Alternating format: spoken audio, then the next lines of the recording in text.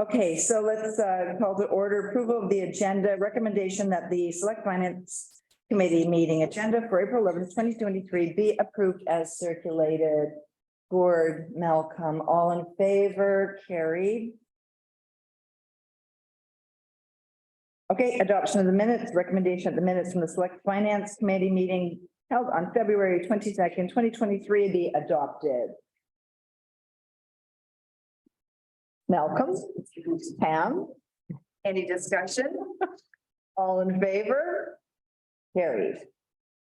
Okay, we're going into new business. So we're going to let Bianca take it away. And I understand this is riveting, so I'm just sitting on the edge of my seat waiting. Yes, Kelly. Or the chair of the finance meeting? Yes, he is. I wasn't going to say a thing. I don't even know why I'm sitting here. Sorry, I just. I did job. I just sat here and carried on. I That's don't all right. think I can do this because you have to sign for it. So we need to switch. Take your name plate back. I was wondering how long I could get through. You guys, back this train up. I'm just getting taken care. So good. We can. If we want to back this train up, back it up. I don't think it needs to be backed up. I think if It's agreed that yeah, we're okay with. the process wouldn't have, I'm, you can, I can still. you can assume chair, you can I- assume. It's really nothing to chair about, is Yeah. it? Hi, Ian. Yeah, we're gonna get in heated discussions. Sorry, Ian's For on this this. meeting. I am so sorry. I just sit here and just have and go. Oh, it's good. It's all good. You can stay right where you are. Hey, you talk. No, Bianca's taking it away. Thanks, Kelly. Yeah, no, sorry, I just. Audio. So after all of our finance meetings previous to this one, kind of just summarized everything, so we can just go over it, see where our tax rate is at, and then go from there. So, any questions for it? Yeah, Ian? So- Yeah, sorry, I can't see anybody, so it's kind of hard, but so are we talking about the general operating fund summary right now? Bianca? Yes, yeah, I think it is. Okay, Right, yeah. so I have a question, and I'd just like to, it was just around the bio heat facility. I think we should be using that revenue to offset the costs and not just put it towards maintenance.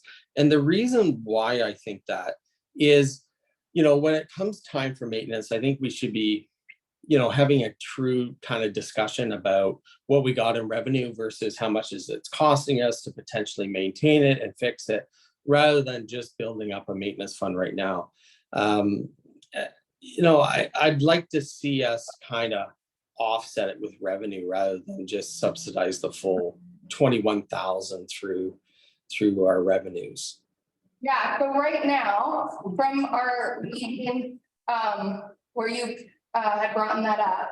So right now, our net income, we're putting to reserve, Yeah, but it's not affecting anything. So is that what you're talking about, like setting this aside? Yeah. for maintenance? well, no, what I'm saying is take that revenue and offset it on I think what do we have budgeted, about 21,000? So rather than have 21,000 budgeted, put it down to, what is that, 14 or 13? And don't set it aside just for maintenance. Use the revenue actually to, it's 29. So use the revenue to offset it and bring it down to like 21 that we're actually paying for the facility this year. So, and this is the other question I have. I saw 29, this one, and then I saw on the other page, it was 21. So that's why I'm Yeah, quoting two different figures here. so this is our estimated expenses and then our estimated revenues. And then right now, the net, if you go down, it's a little bit hard is to follow, but the net we're putting into reserve, so it has no effect on our taxes. So right now, we're not like essentially lowering taxes by this net income, we're putting it to reserve. So the Sorry. net effect on taxes is 0. Yeah. Okay, so I have this wrong. The revenue is 29.8, the expenses are 21, and then you're Yes. taking 8.6. Yeah, okay, Yeah, never mind. Sorry, I thought it was the other way around. Okay, then I have no problem at all. Yeah. And so I think for starting here, we'll have Bianca walk through each of the line items, summarizing our revenue and our expenses and the net change. And then as we go through each one, if you've got a question, ask it or we'll just carry on. So as we go through each line item. Yeah, where we're sitting preliminarily. but Yeah. yeah, that one that you're talking about, Ian, that, but we took that back and, yeah, we put it to reserve, so Okay, but there's no, 0. so there's, yeah, so the bioheat, I just want to be clear then, because I might have made this a little unclear based on my question. The bioheat facility is not costing taxpayers any money. And in fact, you know, we're making more revenue on it than what we anticipate for expenses. Yeah. Perfect. Yeah. Perfect. So you just to be clear, you wanted to keep that reserve just strictly for the bioheat, like don't put it into general reserve, or it's gonna stay in the bioheat reserve. Yeah. It'll stay in the bioheat reserve, and then if we ever have a year where we have, you know, some larger maintenance costs, we can take it from that reserve. You? Yeah. Okay, so just kind of going down general taxes. So how this is presented is this 2023 figure is if we didn't do any tax increase at all. So this small change is our what we call non-market change, which is changes to different classes, some new builds, all of that. So this is what we'd look like if we had a 0 tax increase. Water and sewer specified, those are to cover our debt costs. So there's no change there. These are locked in to long-term debt. So right now with changing interest rates and everything, these are not affected. They're locked in an MFA, which is fantastic. Going down for grants and lieu. So these are just taxes we receive from other organizations that don't, like our CMP office, our liquor stores, the Canada Post sort of thing, just to get an understanding of these numbers. And then we've kind of gone over these general government services, looking at a small increase. This is just mostly for our cost recovery. So what we do with our funds is because a lot of our administrative expenses go through general, we do a transfer with our water and sewer fund, just to make sure all of our funds are kind of covering general expenses. So not a big change there. Licenses, permits and fines. So this is where we have a little bit, you know, building development, we have a little bit of an increase anticipated. And then we also have, we had some higher parking fines and other fines last year. So we're just bringing those numbers up closer to our actuals. So a little bit increase there. Rentals, we have a bit of movement in our rentals at Finnison Place and the houseboat. So this is our rentals overall, down a little bit. I think we might actually see this come a little bit higher, but we're just trying to be conservative. It looks like we are getting a new dentist taking over, which is fantastic, just in the works of that. So hopefully we'll be up a little more, but we're just being conservative there. Penalties, interest, and investment income. I mean, just in March alone, I think we made over 10 grand in interest, which is fantastic for just our operating account. So we're anticipating a very large increase there.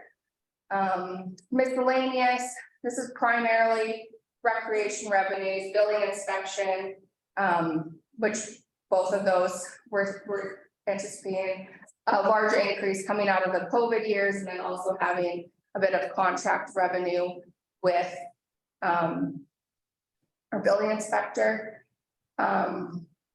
Unconditional grants.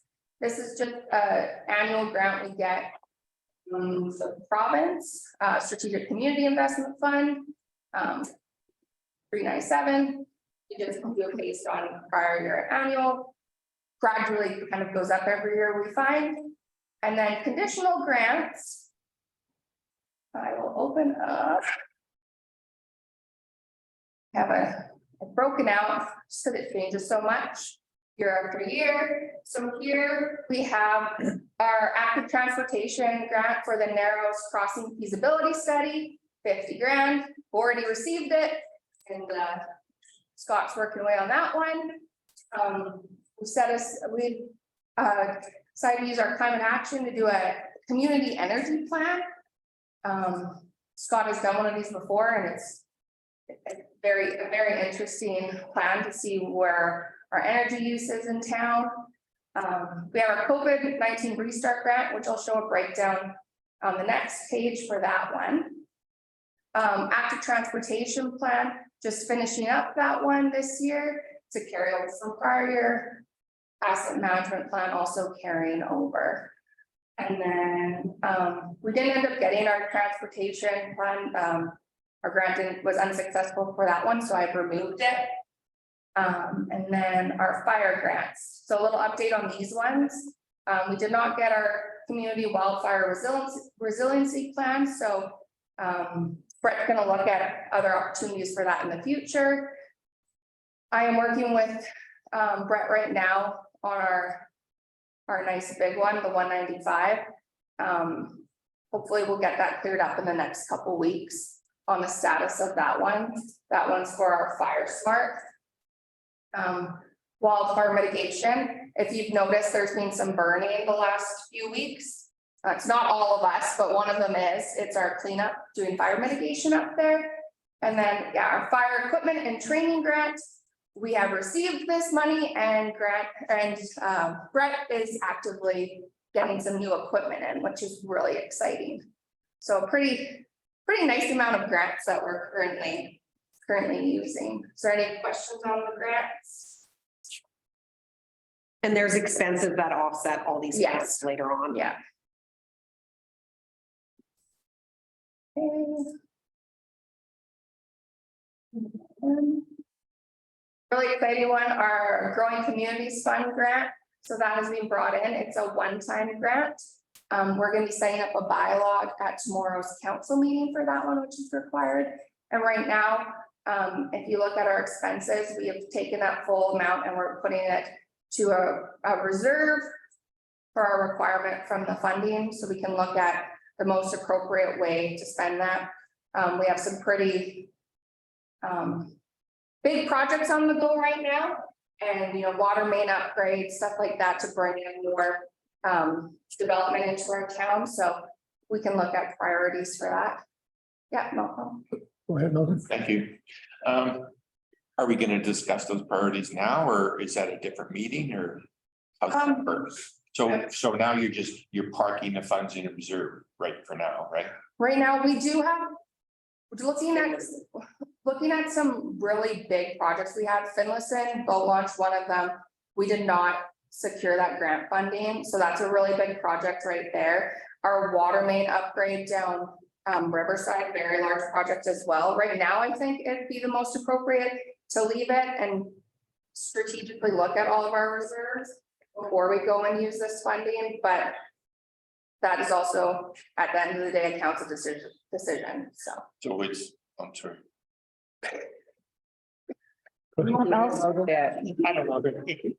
Who's So in it's- charge here? So it's not open for discussion right now, and is staff gonna make some recommendations to council, what they prefer to use it, or how's that dialogue gonna start? Yeah, I think for now, so right now, for example, the Finlayson waterfront upgrades, which is in our budget, is funded $3 million from grants. We have no grants for that, so and we're also short a little bit on our sites, right? So I think, I know, like, we're probably thinking it will be used for Finlayson boat launch potentially, and so this is where this year we've got everything funded that we need to, and so as we review next year's budget, we'll take a look at it and then have a better educated way to determine how we're spending it. But we don't need it in the current year budget, pay for anything. Does that make sense? Makes sense. You okay with that? Yeah, sure. Colleen, I you was just curious. Yeah, no. So the Riverside upgrades, we have a contingency fund that we're going to apply that to. We have money in the budget for that, correct? Or are we short a little bit on that to complete the project?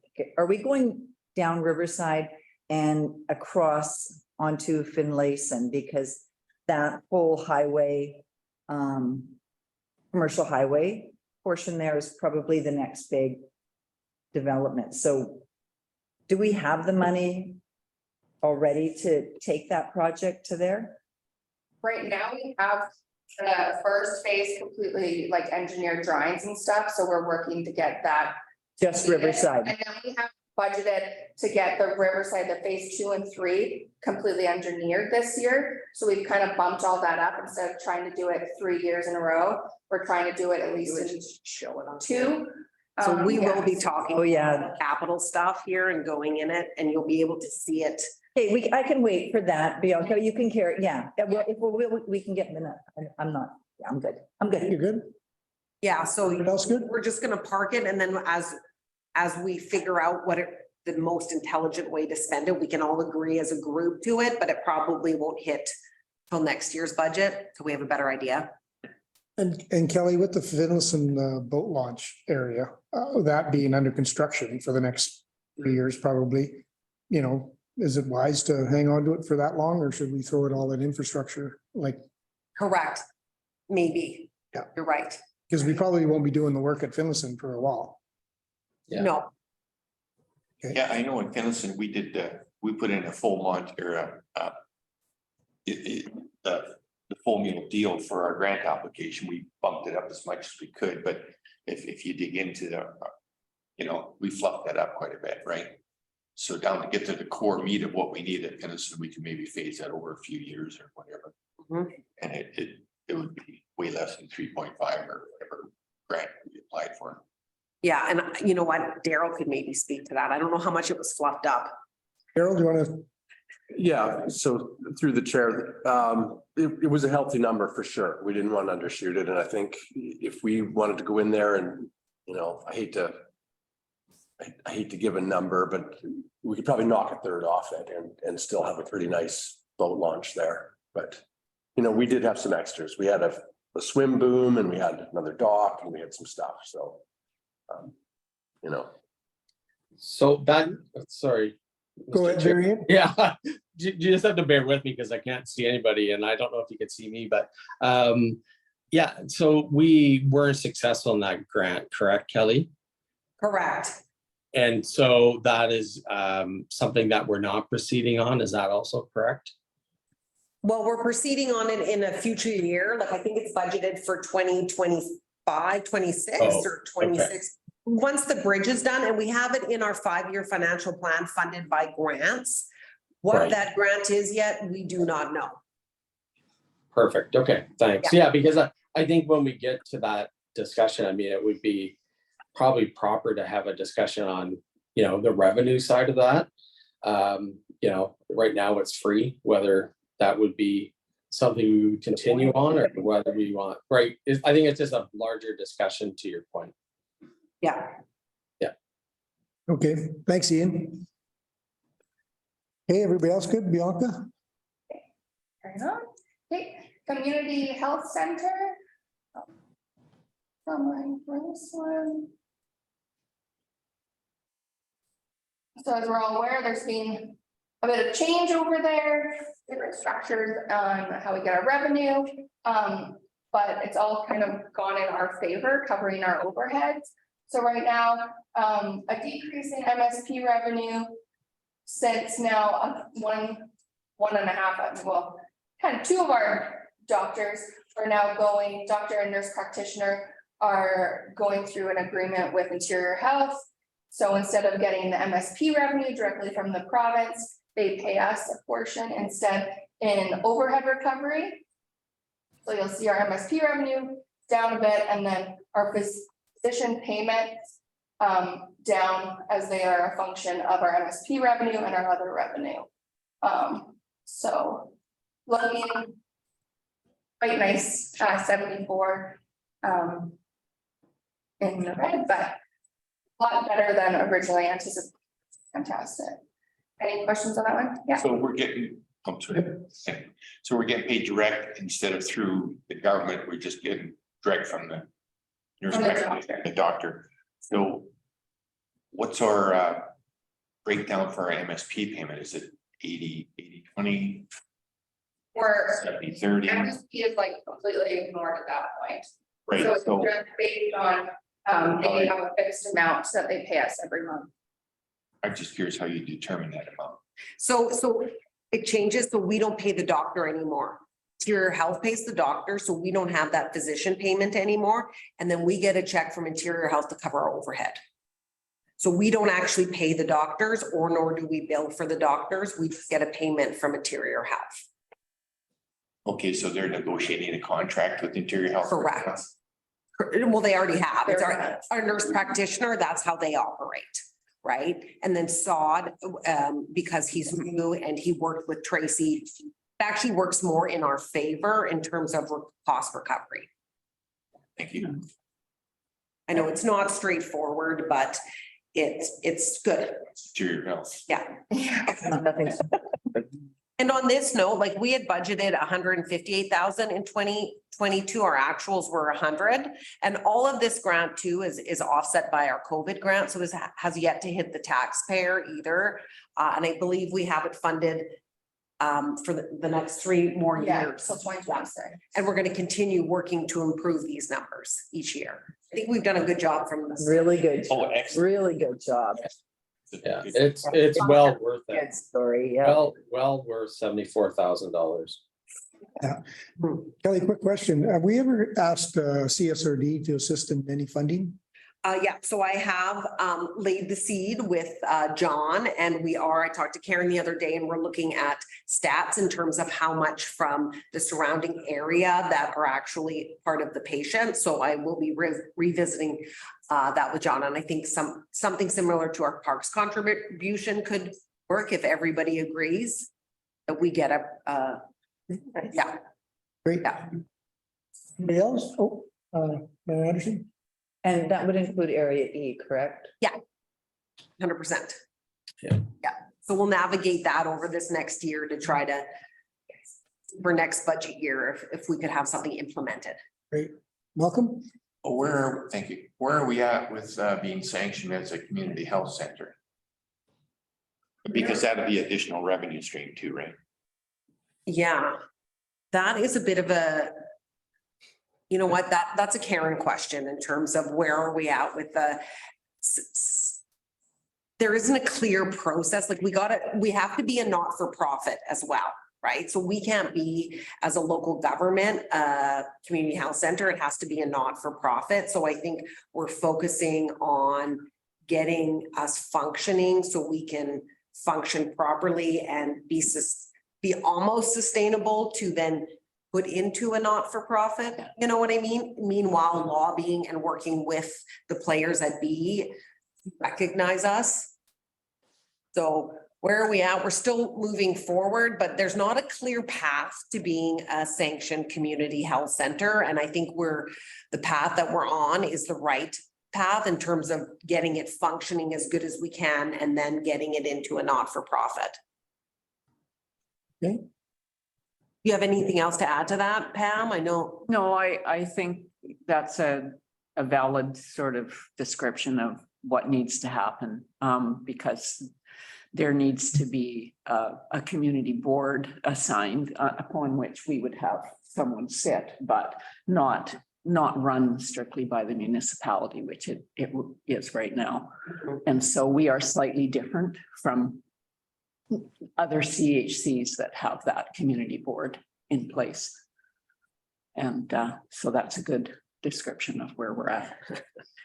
Thanks, We Pam. need to head. Uncertain.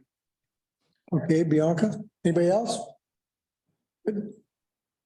Okay, Bianca. So the next one, I think we kind of already touched on, the bio, net income of 8,600 going to reserves for future maintenance, etc. Regional district, these are our cost sharing functions for fire, recreation, mosquito control. So we ended up signing new contracts that I think came in January. So that's there, and then transfer from operating reserve. Breakdown from this one. This one, we just set aside 10 grand.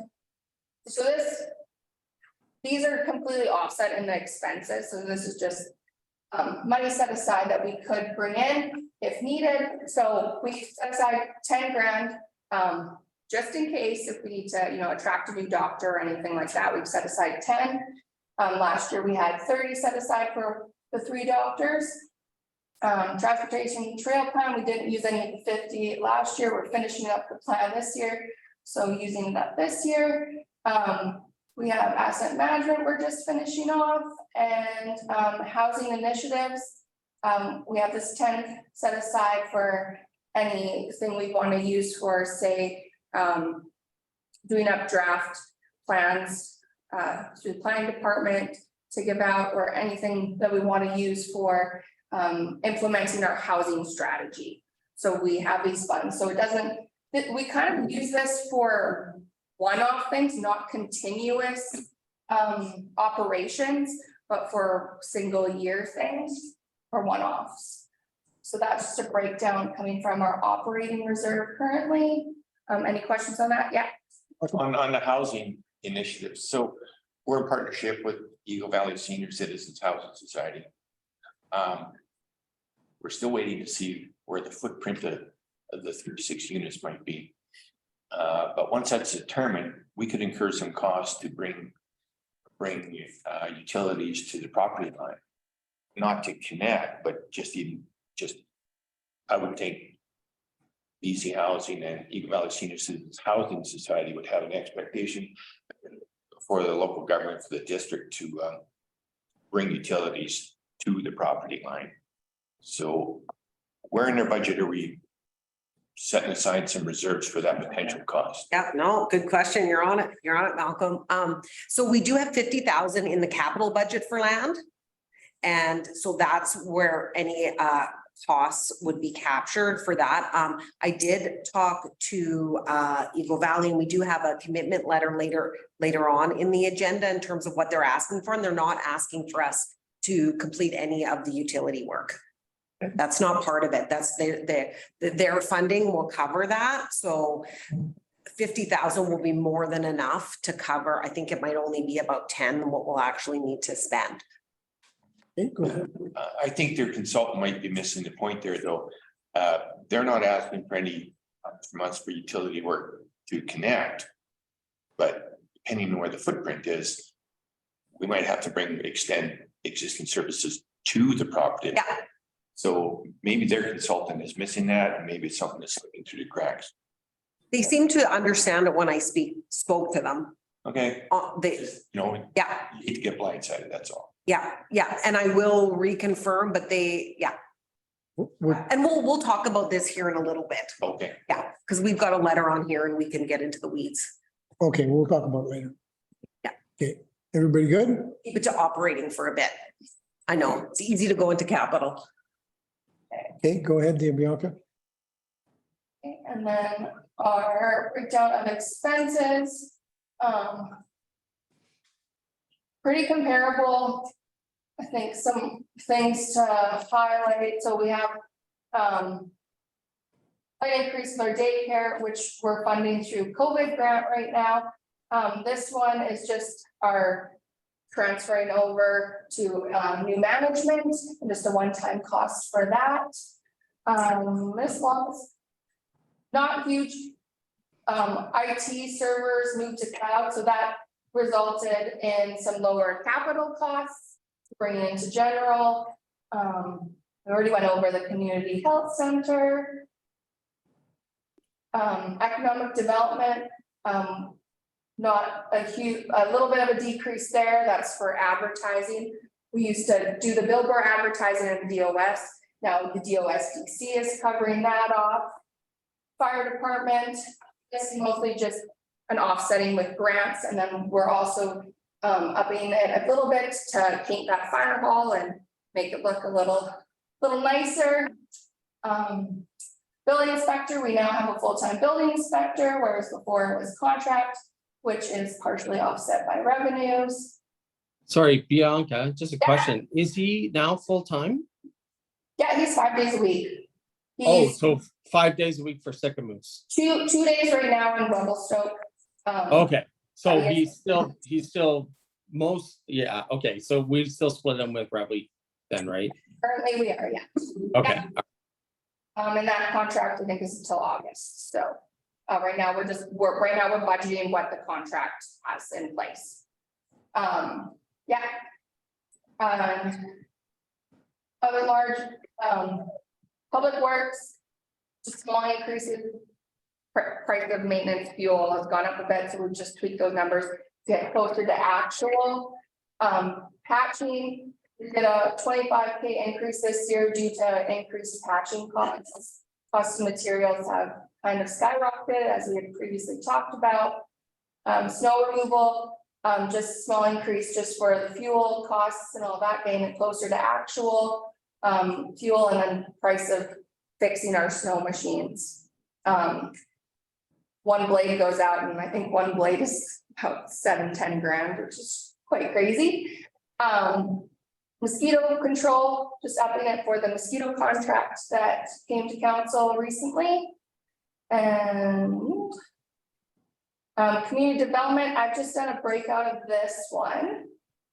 Just because it kind of changes from year to year based on different projects we're doing. So Narrows Crossing feasibility, fully grant funded. Community energy plan, grant funded from the climate action. Active transportation plan, finishing that one up, same with asset management. Got DCC bylaw review, age-friendly initiatives. We have 5 grants, same funding as last year. sorry, And Bianca, the DCC bylaw review, I thought, what's that? Sorry, could you expand on that just a little bit? Yeah, so the DCC bylaw review, we tried to review it, I think last time we did, what, 5 years ago? 2018. So this is also kind of a revenue generator in the end. It's updating our DCC bylaw review with our current capital projects and figuring out what the costs are to that. So then when we have developers come in, they pay up their DCC fees based on that DCC bylaw. And that gives us our rates. Right.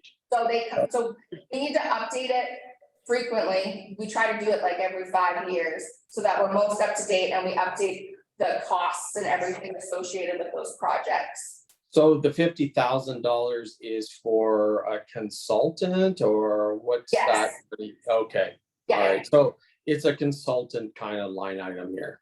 Yeah. Correct, Yeah. and we have urban systems already penciled in and they're working on it.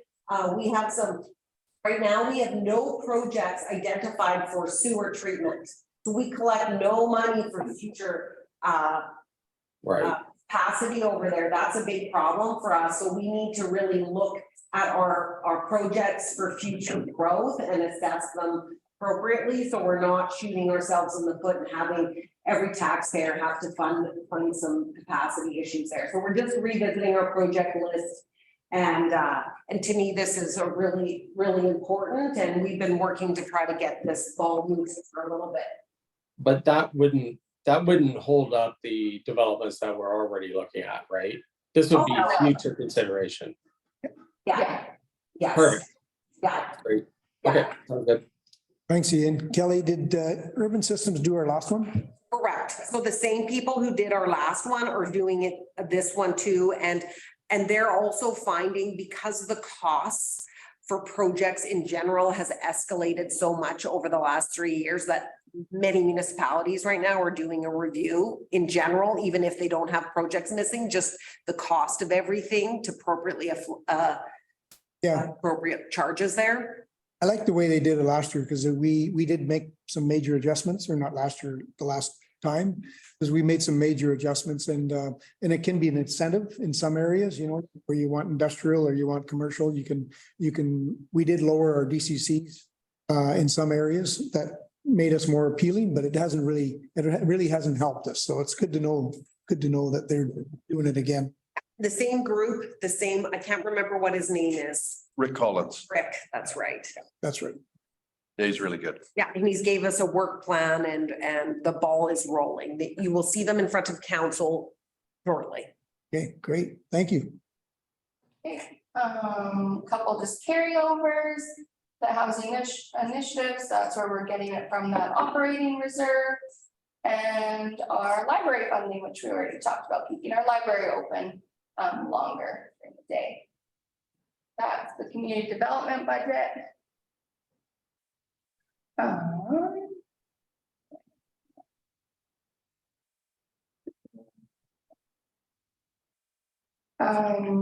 Other large one, special events, the net overall is about the same. We just looked at our revenues and our expenses. They net to around same as last year. Curling club, we have increased our maintenance account a little bit to accommodate requests for some improvements to building appliances. So we put in additional, I think it was about, 7,500 to accommodate some of those requests. So Daryl and the team will work towards that. Recreation looks like goes down. It's just staff allocations. We had a manager position moved out of that bucket right there. Bio-heat, which we already talked about. Interest charges, well, we do receive interest. We also pay interest, especially on our prepayment program. So that one's going up a bit, but totally offset by our interest revenue, which is fantastic.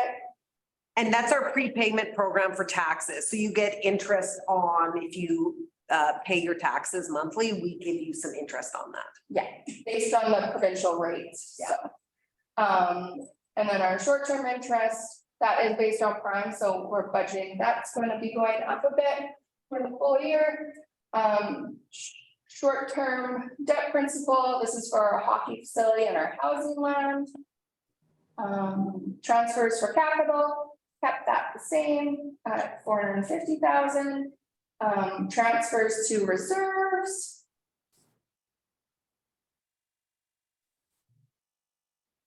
So this one. It's kind of a breakdown here. We do a general transfer of 620,000 in our general budget.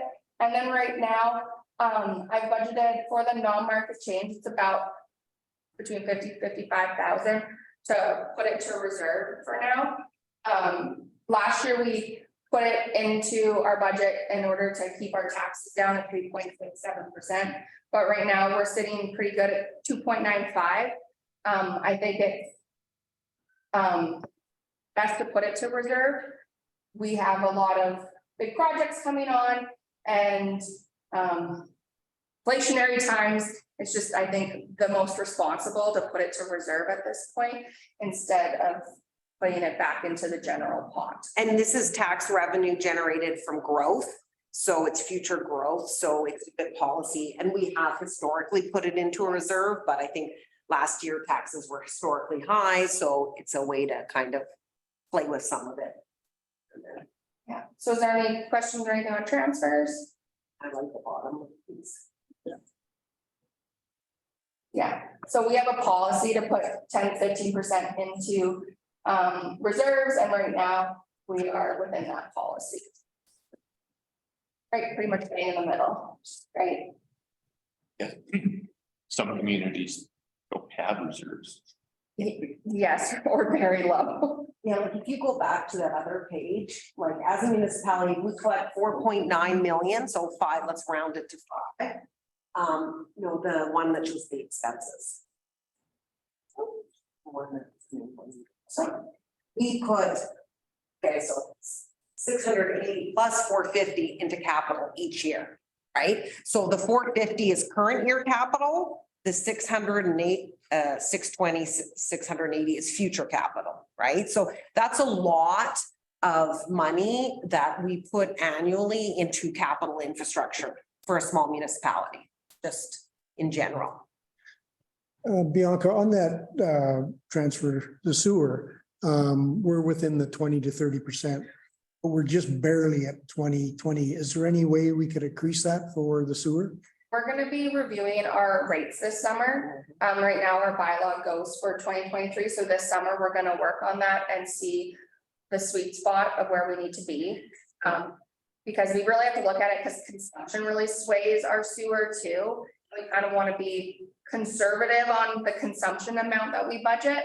Because you don't really want to overshoot and. Yeah, just thinking of all the upgrades, you know, that Darrell's concerned about, and it would be nice to have a little bit of a pot there. Yeah, no, Thank you. And this year I will point out that with the transition of some staff and some balls being dropped here or there were some sewer bills historically that have not, people have been getting away without paying. So we've noticed some errors and we are now billing, but we will accept those error and not back bill people. So I specifically with some sewer and water, or mainly. Anyways, combination. we're cleaning it up and looking, so yeah, very mindful of that pot. I think bringing on Kenny too, he's cleaning up some of the building permit documentation and stuff, and sometimes that sucks out a, new water user, you know? Mhm. So we're hopeful that those revenues are gonna be going up. That's great. Yeah. Okay. So I think that's, And just so you know, the transfer to other funds, people see that and they're like, what is that? That's the water and the sewer money that we collected at the top from our taxation revenue. Then we transfer it over to water and sewer to cover the debt payments in water and sewer. Because they have to all be self-sustaining, but we can move it a little bit. Just at a higher level, you said we collect about 4.9 in revenue. How much of that do we have to give back to higher levels of government, like for library, school, hospital, RCMP. airport, CMP? How much do we actually retain for our own operating costs? That's a really good question. So that's all ours. So we have control of ours. So this doesn't, That 4.9 is ours. that's all ours. What else has been? we've paid? So we don't even fully know what we're collecting for everybody else yet. Right? We don't get those rates in until this week, next week, right? And then we get those rates in, we apply them to our assessment base, and then we figure out what our actual full amount is that we're collecting. So 4.9 is pretty good for a community of 2,600 for collected revenue. Are we like right in the middle of a normal, or are we a little high for a population? Like per capita is 4.9 good or just average or? You know what? That's a really difficult question to answer because it depends. It fluctuates so much. A small town, like for example, Elkford, right? I'm not sure how much they collect, but they have all industrial. So it depends on your base, it's reasonable. I'd say it's reasonable.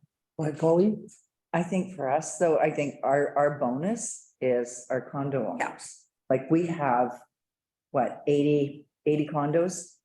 And those folks, minimum $3,000 in taxes. So they pay a huge chunk.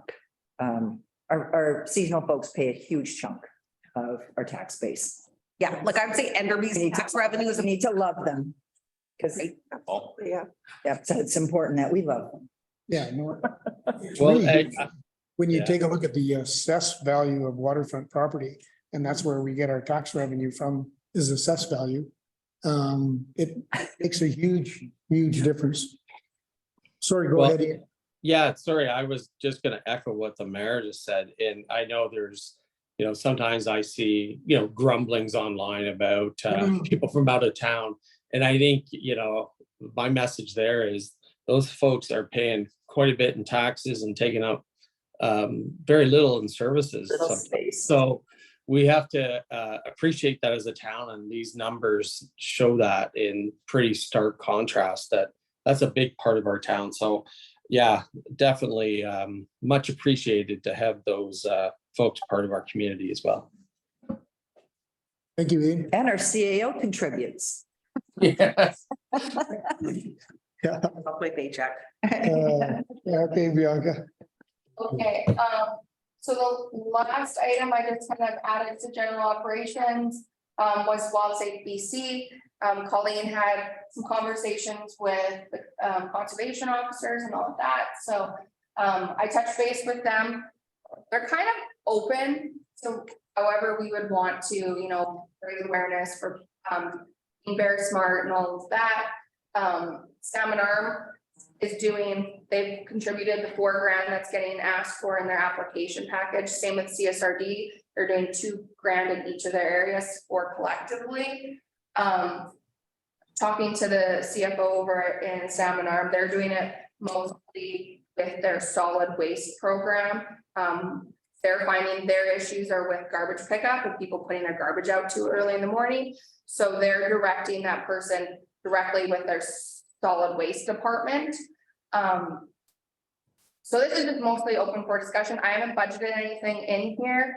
I think Mayor Anderson was concerned about making signage, working on that, so I can open it up. And So I don't know, if you guys remember when this gal came to present.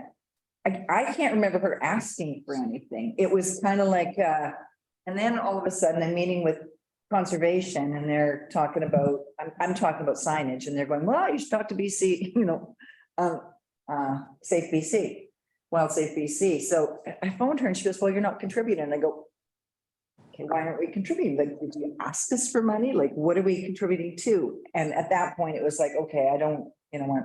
Bianca and Kelly and I had a conversation and they were going to figure out, you know, what we needed to do. But I do feel,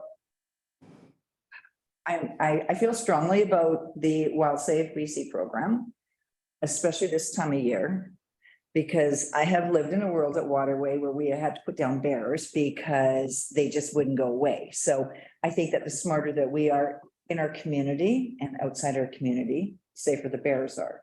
So I think signage is key, education is key. And we just need to get it out there. Like, I know that Daryl, we put some, and I'm picking at Daryl here, bear sighting signs on Old Town Road, and Old Town Road is like a busy bear spot. So, but they're only this big, you know, and they need to be a 4x8 saying, you're in bear country. Do not leave any garbage out, you know, protect our bears. So I have one that I just made up for Old Town Bay, which is a 4x8, letting people know that, you know, but I think it's really important that we put some money, sorry, and I digress. We put some money into this program to make sure that, you know, first of all, our community is safe. We don't leave our compost out. We don't leave garbage out, especially this time of year. So it's up to us, I guess, as to determine what kind of money we want to drop into this. And they're still working on hiring this year's coordinator. I talked to Lisa from WildSafe last week, so it doesn't sound like they're going to be up and running for a few weeks yet. So at this point. So the problem here is they don't have a program. You don't get program A, this is going to cost you $4,000 and this is what we do.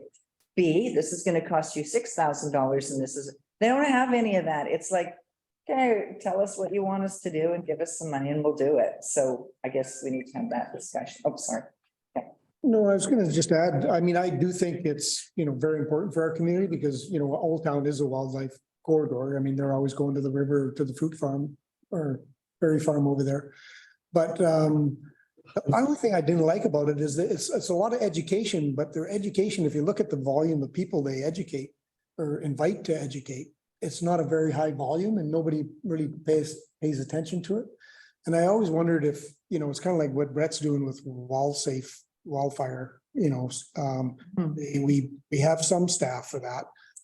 The students, supposedly, could we do it better ourselves with our own? I don't know if we can. I just don't know, but it's just something that I think it's important, but I don't like how disorganized, I shouldn't say disorganized, you know, how disorganized they are. Okay, sorry, go ahead. Yeah, I think Siobhan, Pam and Ian all want to speak, but thank you. Yeah. Take a jump in there. Yeah, I kind of agree with Gord. It's sort of like in CSRD for promote us as a tourism destination. We have no control and we're just spending the money feeding the animal, if you will, no pun intended. So I think we could be better off taking that money instead of putting the minimum of 4,000 into this. It's just, plagiarizing, using best practices from other communities. I call it plagiarizing, but best practices, same thing. Like Kamloops has a bearware program. A lot of communities have bearware program. We do have a garbage pickup contractor here in town. So some people do put out their garbage and they put it out the night before instead of the morning of. And, we could tweak our bylaw to say if you have a garbage pickup service, it shouldn't have to be put out in the morning, not in the evening. Small product, things like that, that we have control over. We don't have a cougar problem really, or our main focus is bears. Siobhan might have a better understanding of it. I don't think we should put into this because they do seem to be disorganized, and then we're just feeding the animal. And I think it wouldn't generate a lot of extra work on staff, trying to be cognizant of extra work on staff to have a bearware program and a bylaw that backs it up a little bit. Great, thanks. Siobhan? Yeah, I mean, I kind of feel like I can speak to this one pretty knowledgeably. I've dealt with wild safe conservation and a lot of different, the RCMP with our bears in town. Raccoons and rats are another real big issue for us. And I know wild safe actually quite well. And I personally don't think the program suits Sicamous. I think because we have a private garbage pickup that maybe they should be, if we're having issues with bears, then they should be telling people, why are we telling them how, paying someone else to tell them to do the job, so that then we go to them and say, you know what, you tell your clients, you're making the money, don't put your garbage out. But I think like one of the big things, like the mayor said, is it's not super organized. And they hold some little town halls. They'll go in and talk to the kids at school. And if you look at Sicamous problems, Old Town, we have young bears that come into town once or twice a year that are starving, and honestly, conservation or the RCMP deal with them very quickly. They will lock down the school, not lock down, they do it's not called a lockdown. What's it called, Pam? When you're not locked in, but you're not allowed out. So it's not like an active shooter, but it is, the kids are not allowed out, and an adult has to come and pick up the kids when the bears are in town. The RCMP generally does it because our conservation officer is coming from Vernon, but I've heard now we've got a salmon arm folk too. We were getting to, so that will really help. And I think that the money would be better spent. That it's looking at our issues, because bears sound scary, but I think raccoons and rats and bears are all kind of issues that are coming into Sicamous. Old Town does get cougars almost every year. There are animals killed almost every year on Old Town Road. The folks that are out there kind of are used to what they're dealing with. I think it's more of an in-town circle. And I think we get about, and Wild Safe, if you look at their numbers, and again, I know a lot about them, they're not accurate. And I've actually spoke to them personally about their data, because I've dealt a lot with conservation too, and their data actually isn't even accurate.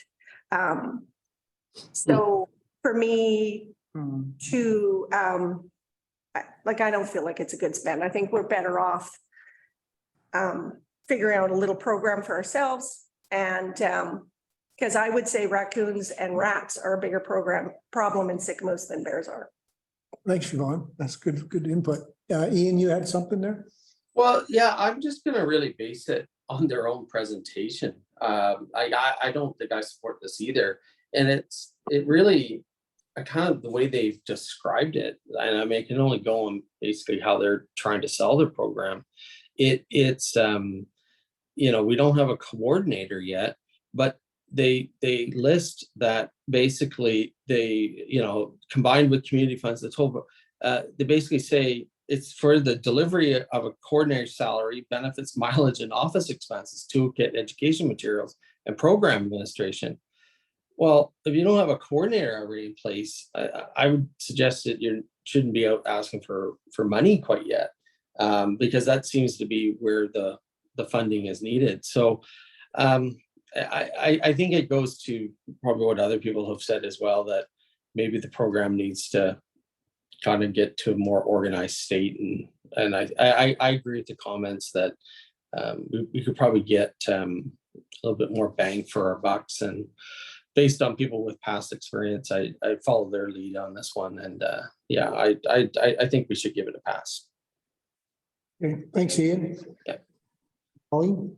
Okay, so it sounds like no one, it sounds like we're not interested in putting money into this program. So what if we take that $4,000? Yeah, which is not currently in the budget, Oh, but we can look at our other budget and see, you know, we have budget for signage and stuff like that. We can look at that old town signage, and then communications piece, we do mail outs throughout the year. We could look at, you know, our tax mail outs going out in May, maybe we insert something in there. We can look at the best way to public awareness. yeah, and I agree. I think we should take some of that money, do a couple signs around town or on Highway 1, especially Highway 97 coming in, those big points, so people know that they're. But as well, I like the brochure idea. You know how we send out our council newsletter? Perhaps we put together a raccoon, a bear, you know, a rat flyer saying, folks, these are, you know, it's that time of year, you know, do this to avoid this. So maybe Siobhan could, you know, with her experience, work on that, and we send it out quicker, sooner than later, because this is going to be a process, but it is the time now to do it. So maybe just a suggestion. I don't know how everyone else feels about that. Thanks, Colleen. No, I, Welcome. thank you. I think that's a good idea. Awareness through mail-outs and whatever. I was watching the news yesterday, and there was a clip on rodents, mice and rats in BC. And there's an uptick. They're interviewing orchid guys and terminators. This is the new BC laws eliminating some poisons that are allowed to be used for rat control. Let's focus on rats. There's a huge upswing in rats. Kelowna is the 4th rattiest city in Western Canada or something like that. And so we're not too far from it. I mean, I've seen rats next door at well, I won't mention the business, but rats are in downtowns. So we need to address it, because if we don't, it just gets worse. It is getting worse because of the new provincial laws about restricting some types of poison, I believe, Daryl. Yeah. It's restricted what we can use now. It's basically nothing off the shelf anymore. And already they've seen a huge upswing. But it's an epidemic. They did call it an epidemic or it's a crisis for rat infestation. Okay, thanks, Malcolm. Siobhan? And again, I think that's all in education, because we don't need to use pesticides to kill rats, because it kills everything else around it. And there is a way to kill them, which is more onerous, but we need to educate people how to do that you don't go buy a little cube and then kill everything. But it's going to be more work, but it is maintaining your yards and setting traps and killing one off at a time, right? There's lots of other ways to kill rats, but I think it's education. Agreed. And one other place we could put those, oh, sorry, Pam, just one. Another place we could put a sign too is make it, you know, get a permission with the CSRD and put one at the dump. Because a lot of people are going to the dump, and they're part, the people that are going to the dump are part of the problem too. So, yeah, that's important. Pam, sorry. Go ahead, Pam. Did you want to respond to what? It's the gourd. That's a CSRD problem. That's not a DOS problem. No, but all of our residents go to the dump. So, you know, if you're gonna do bear ware, they're the ones that have the garbage and they stack it in their yard for months on end. And they drive to the dump every once in a while. It's just an education. So we can put it on our own land, but you can hang it at the dump fence as well. They got lots of space there. It's just because a lot of our residents go to the dump you know, so. Yeah, Chair, I was just gonna echo what Siobhan was saying, I mean, this is a community safety issue, and I think we're on communities, right, Siobhan? So this is an education that generally has to happen. Town and in the outskirts areas, I think where a lot of the bigger bears and cougars, we've had a cougar town, had a cougar right in town. I know we've had them in the Treat Street, had cougars down, so they do come into. That's great. Well, thanks, everybody, and we'll leave it up to the community safety team. Communities. Right, so we won't put additional funding in the budget, but we'll use our existing budget. Staff will work with Siobhan, who seems to be an expert on some communication material, you know, that's appropriate. And get that out there. Great. At some point in the near future. Okay. Thank you. That's our general budget then. Oh, Can I just? Yeah. Sorry, Bianca, can you just follow up with them and just, so they understand why we're not saying to this program, just, and maybe next year, it'll look more attractive for us to be part of it, but until they get their poop together, we. And understand some clear deliverables. Absolutely, like a program, we're buying something. And maybe like December, we could have another presentation. They can come and say, you know, what they did in seminar and what they did in CSRD and where their $4,000 got them. Perfect, okay, thank you. Okay, sounds good. thanks, Colleen. Okay, so we're switching over to water. User charges. So this is our user fees for water. Slightly up from prior year's budget, not huge. We're budgeting a little bit less consumption than we did last year. Last year's actual came a bit below, so we're just being a little more conservative there. We are increasing per our bylaw. Our consumption rate is going up 0.10 per cubic meters. And we are seeing an increase of $5 per unit charge for our strata properties for our water. So just being a bit conservative on our user charges there. Nothing huge for other fees. In our expenses, pretty close, a little bit increase in our materials. We're seeing some material increases, also freight and all that has all gone up. So smaller increases there. So overall, a pretty healthy budget. So overall, our average user based on our current bylaw is seeing about 4.55% increase in their water charges. Not huge. So for water, $460 a year, and it's based on our fixed fee, which is $260 for the year. And then consumption, the average household uses about 100 cubic meters per 6-month period. So 200 cubic meters for the year, $200. So about $460 for some nice crystal clear water in their taps. Any questions about water? Yeah, I just have one. So what is the I mean, we're able to kind of keep the other costs below 3. What's the main driver here? Why are we, and maybe you can give me some context, you know, has this kind of been going up 4.5% per year, or is this kind of a one-off? Like, I mean, I'm wondering why it's at 4.55, and is this kind of consistent? Is this kind of baked in? Yeah, so do you want to take it? Yeah, so back in 2017 or 18, we did a very comprehensive review of our water and our sewer charges. And our water fund was significantly short of money. We weren't putting enough into our reserves for future upgrades. So we did a bylaw to adjust the rates over a 5-year period, and adding a unit charge for stratas, it was a massive thing. So after this year, there's no more planned increases. The rates will remain the same. So each year they have been going up slow and steady. Okay, but after this year, we're kind of in a much better space.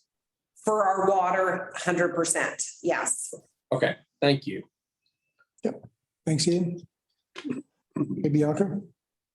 And then our sewer, so this one, a smaller per cubic meter, increase of 0.025 per cubic meter. and no change to the strata amount. So because of that, we brought down our consumption. We had a really high consumption in 2021, which kind of made our average a little bit out, but looking at it now, we're dropping our average that we're using. And so a small decrease in revenues anticipated there. Our 2022 budget numbers, when I summarized it a couple of council meetings ago, we didn't make it to the 788. So just bringing it more in line, being a bit more conservative there. When we review our user charges this summer, we'll see where this number really needs to be at to make it sustainable. Our administrative total costs here, increase in our material costs and contractor costs. We're seeing very large increases in materials, so just bumping that up. And yeah, so the increase overall for an average user for residential, same kind of thing. We do consumption based on 80% of consumption. So 80% of 200 cubic meters there. So $352 to flush your toilet. And so that's about a 1.15% increase over the prior year. Yeah, so and water and sewer get charged out at the same time. So overall, that one's a little less than our taxation increase. Any questions on sewer? Everybody good? And we will be, like Bianca said, reviewing our rates internally to promote water conservation. We might have a tiered, consumption. We also get a lot of complaints with people who irrigate and how we're dealing with that water because they get charged sewer on that water if they don't have an irrigation meter. So we're going to be looking at our water and sewer rates again just this year to kind of fine tune them and come up with some best practice approaches. And ensuring also we have sufficient funds, most importantly, to run our water and sewer infrastructure. Kelly, just a quick question. You said, do we get complaints for people that are irrigating and they're complaining that they have to pay the sewer portion? Correct. Really? So, yeah, so because you get charged 80%, right? Yeah. Okay, go ahead, Colleen. Is that how, okay, best practices, is that how they do it in other communities? Like It's a mixed bag. so, because I think that, my personal opinion is that makes sense. And for us to find out ways to add more administration to the process, it seems like that's wacky. Like I water and you know what? It is what it is. I live in the city. I don't know. For us to start. And some programs for different people, it's. and We have a few people that have a separate irrigation meter because they are higher consumers. And another thing we're also looking at is people, if they want to put in a secondary suite or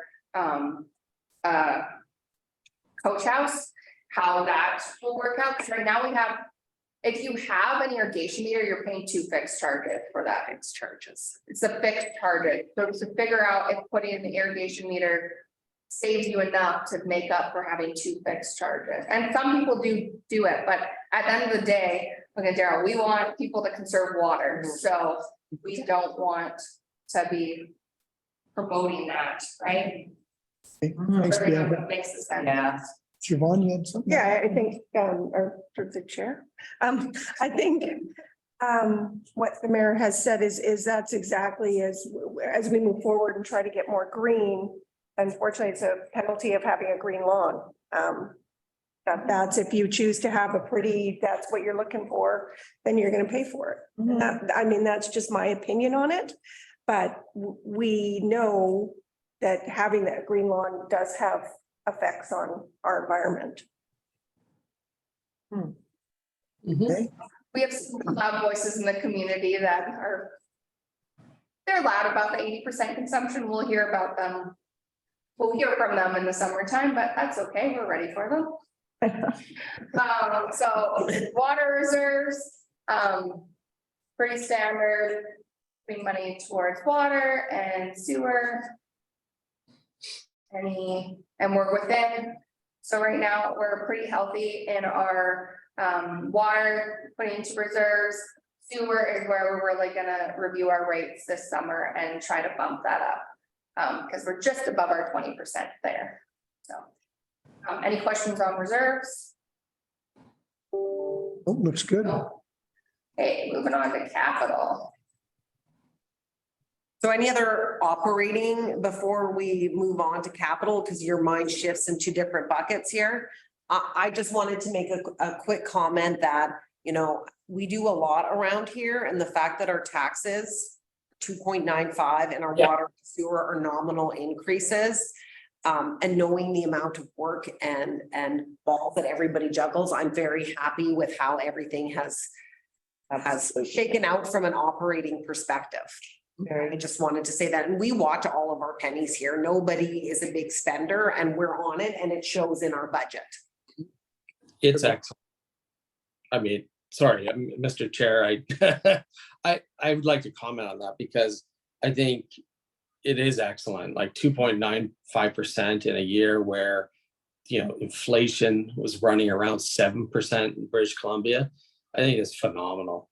And yeah, a lot of kudos to that for, you know, to staff and to everybody who I think just runs the district of Sycamus extremely well. And I mean, I'm a guy where the proof is in the pudding, and at 2.95%, that's a lot of proof.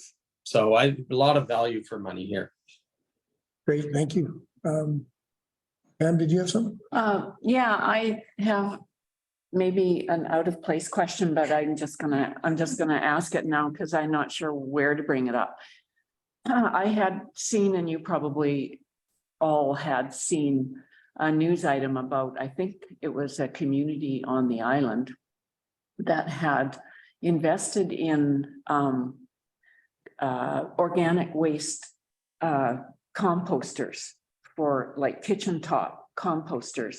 We have a lot of condos here and there's nowhere to put your food scraps, right? Like at a condo building.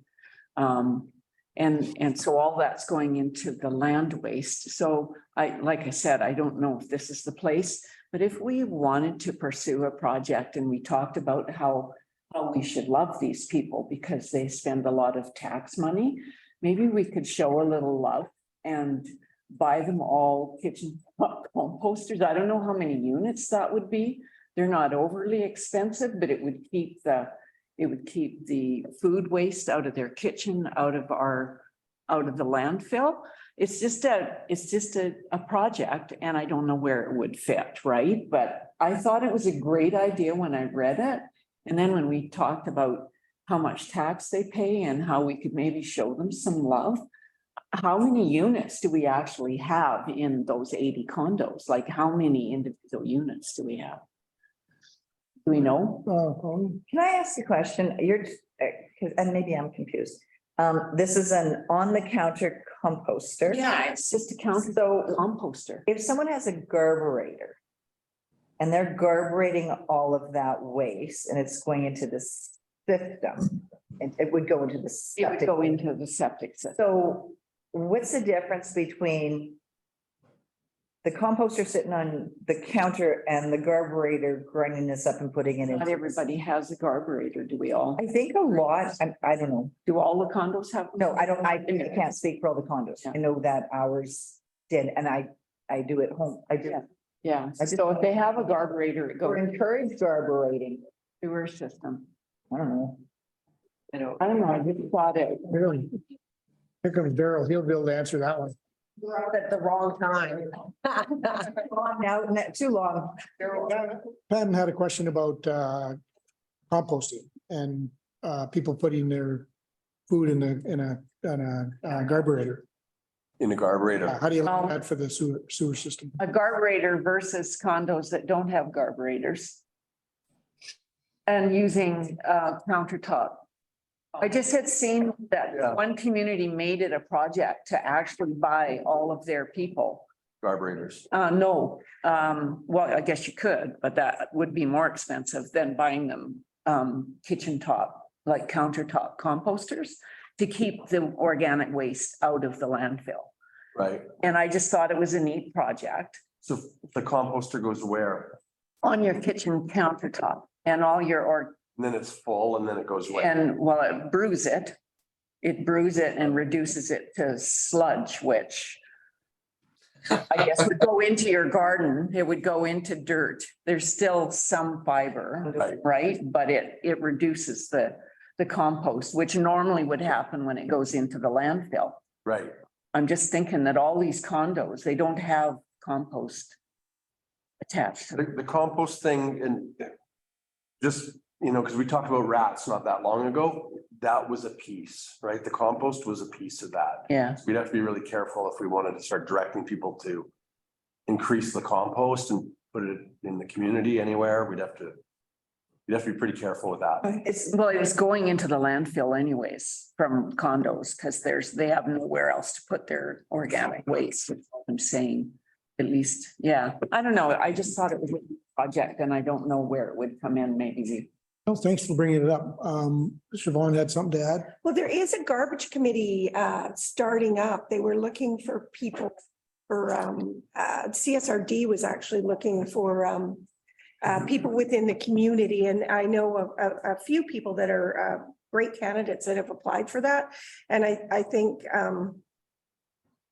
Councillor Beach, I'm gonna say Pam, that I think it's a great initiative, but I think until we have a composting system, when you take that and people like I mean, I lived in Surrey forever and they penalize you like you're allowed 1 tote of garbage every 2 weeks. You're allowed as many cans of recycling as you want and 2 cans, and they're huge cans of greens every 2 weeks. But until we have a system set up to where that goes and how it's used, you know, it's like saying I'm recycling cans and then I get them all and then you know what I'm gonna do? I'm gonna dump that little bin and put my little garbage bag outside Yeah, no, and then I it's realize. gonna go to the dump. Yeah. So what it would, in my mind, is it would then add to the strata fees, because if the strata had to put a compost and then had to have a system come in to remove the To remove compost it. from the building Yeah. to deal with it. So actually you're then penalizing them. So, you know, Sycamore's looking into a compost and recycling system. I think it's a really good thing for our community, but I just think it's a way bigger picture. Because it has to go somewhere, right? Yeah, ultimately, you'll be left with fiber after you brew your. Yeah. Organic waste. Good point. Go ahead, Ollie. So Daryl, back to you, back to my original question. How much does a garburator affect your world? Like, I mean, if people are garburating this and it's going into the system, instead of composting and throwing outside and collecting rats and bear and mice, is it better to garburate it? And if there is a bonus to garburating it, maybe we should incentivize people installing garburators as opposed to throwing their compost. It's a really good question, and I'm sure there's some good data on it somewhere. You know, I think of a garburator doing what it does, sending it to us. We have a screener at the other end, so we're pulling out a lot of just fragments of stuff anyway, right? So would some of that get caught up and end up dry in our bin? Probably, anyway. But yeah, I'd like to look into that and maybe get back to you. It should be a program that we look at in Sycamore's to incentivize and take down community safety. So we can add that to your My list. list. Daryl and I are gonna talk carburetors. I Okay, like it. I like it. I like carburetors. okay. Great. Good conversations. Go ahead there, Bianca. Okay, so good for operating. Moving on to capital. The summary of the capital items that we've discussed in past meetings. Five-year facility, I think our substantial completion date is now end of June. Well on our way there. And healing center, Kelly will be presenting on that in just a little bit. So just a taste right there, charging station, getting that installed here, computers, general number that we use every year, 20,000. Land, we'll be touching on the updates. Yep, sorry to interrupt, and this is also saying, this is just the 2023 and how it's being funded. So this is Yeah. what their piece highlights is, and that 450 of taxation, that's that 450 that comes out of the operating, that gives us the flexibility, or Bianca as the finance person, to allocate that where she sees fit each year. Just so everybody knows, like, the important piece is the funding, well, what we're doing, but also how we're paying for that. Mr. Chair, I just have a question, I guess. Kelly, I sent you an email and I'm wondering if we can get a, like, next council, just an update on the biofuel facility. The capital project? I don't recall. Yeah, just kind of Yeah, where we're we're- at. I mean, you know, yeah, just when it's gonna be completed, things like that, because Yep, yeah, definitely.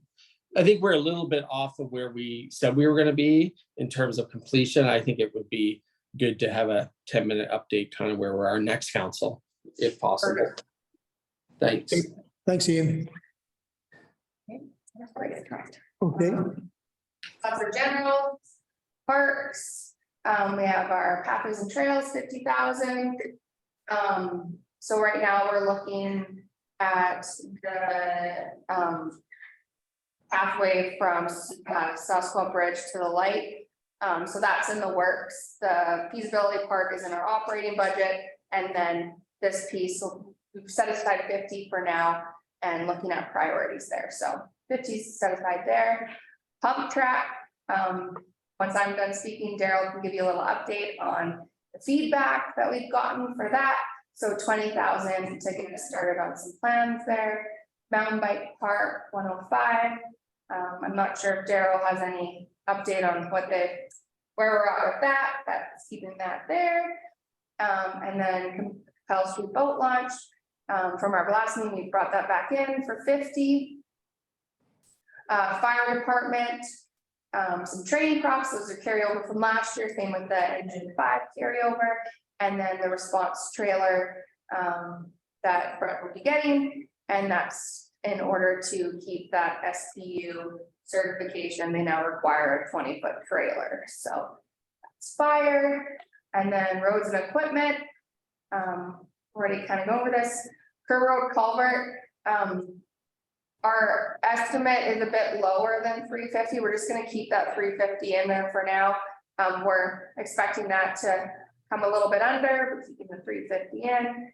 Paving 150, Riverside Avenue project. So I bumped this up in order to include the engineering costs to look at phase 2 and phase 3 this year. So bump that up, and when we go to the 5-year, we'll see that that's now put in for 2024. We're gonna try to get that project moving. As we know, it's a priority of council. White Pines overlay and widening, trying to bounce off phase 1 of Riverside and get that White Pines overlay and widening done at the same time to see some cost savings.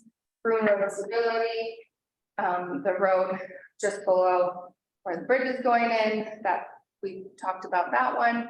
20 to get a proper assessment done, and then the Sasquatch Bridge, that's just getting that all cleaned up with just some deficiencies, but that one is substantially complete.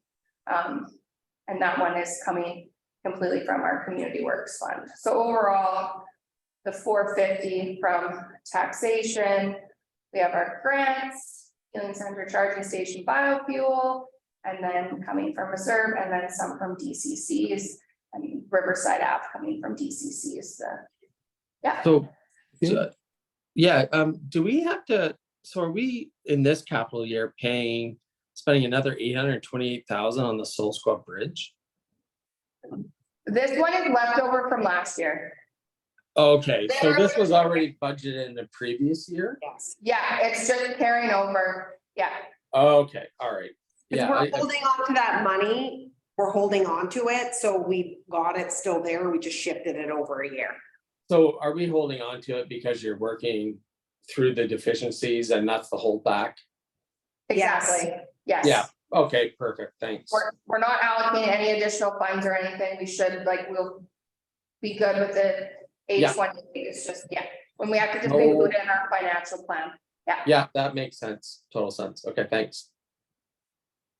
Okay, Daryl, did you want to give us an update on the pump track and the mountain bike park?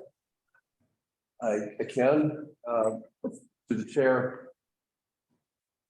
So the pump track, I really don't have a lot other than, I know it was 77% in favor. There were some comments.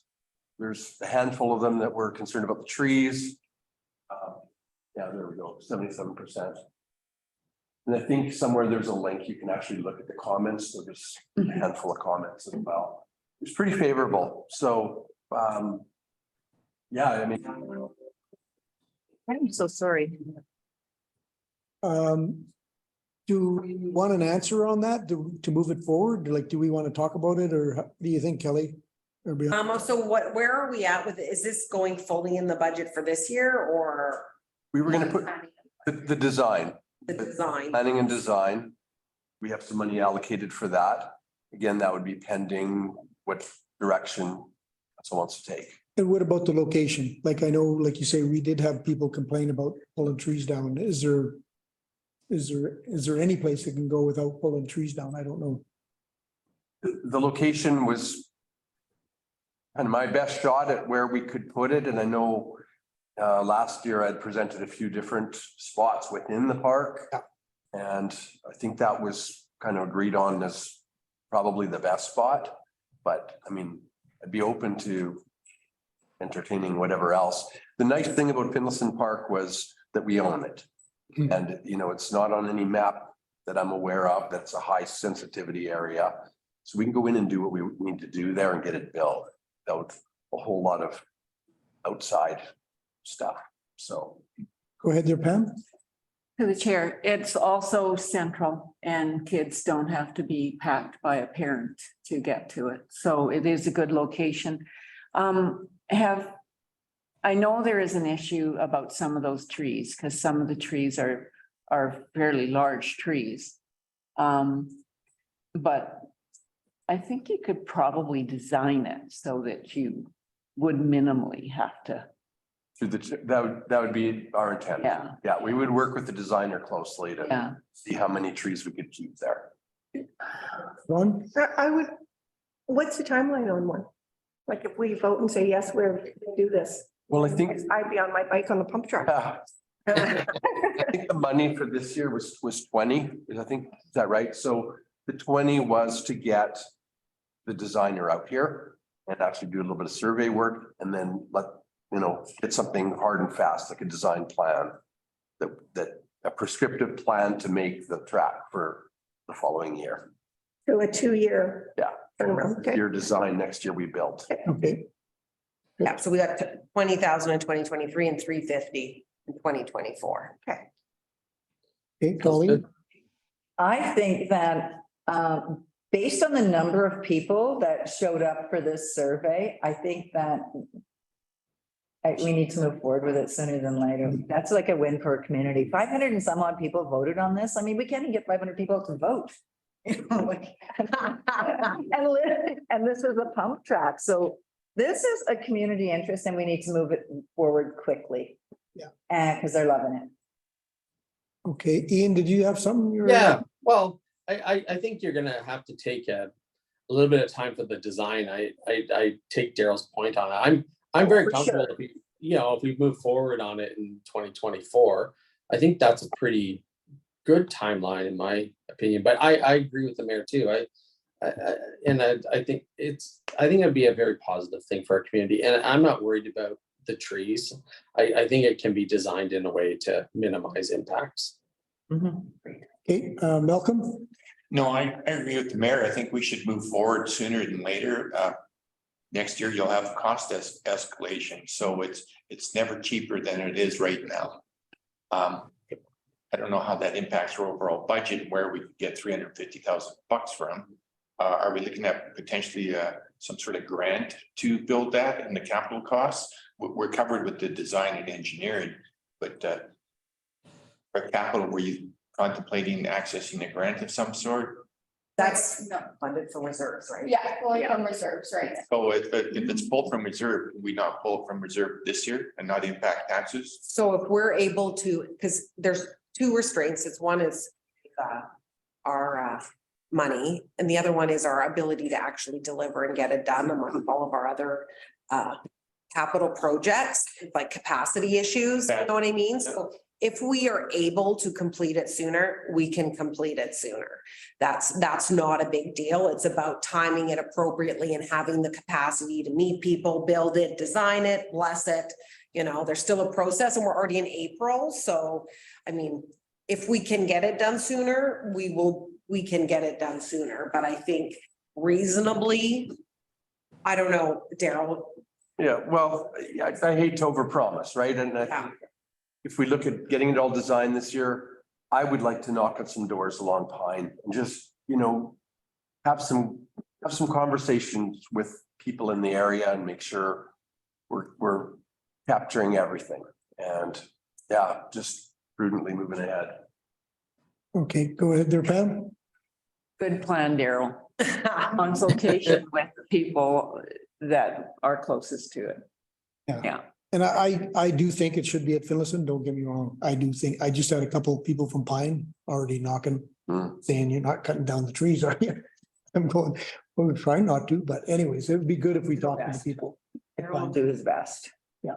Don't have a tree cutting bylaw. Yeah. Go ahead, Pam. I did have somebody approach me as well because they thought I would remember that this was a dedicated park and the trees were never supposed to be touched. And I lived on it. Well, yeah. And so I looked up what happened when we put the caboose in. We lost 30 trees out of the front there. And it opened up enough that we can use it. Like it's pleasant in there, right? And so I know, yeah, people do worry about that, but I don't think we're not gonna have to lose that many trees there to try and work around. I wouldn't. It's in the design. It's all in the design. But we're getting a great amenity for it, right? Like any trees that we lost, we have to put it into context that we're gonna get a great community amenity. And that's what parks are for. They do evolve. And I think you can design it in a way that, you know, and maybe that's what you kind of do for this spring and summer is design it in a way that minimizes the tree loss. Yeah, absolutely. Okay, great. Daryl, any updates on the mountain park? Bike park? Nothing in the last little while. I mean, it's been a long road through this process with the section 57 we applied for. This goes back a couple of years ago.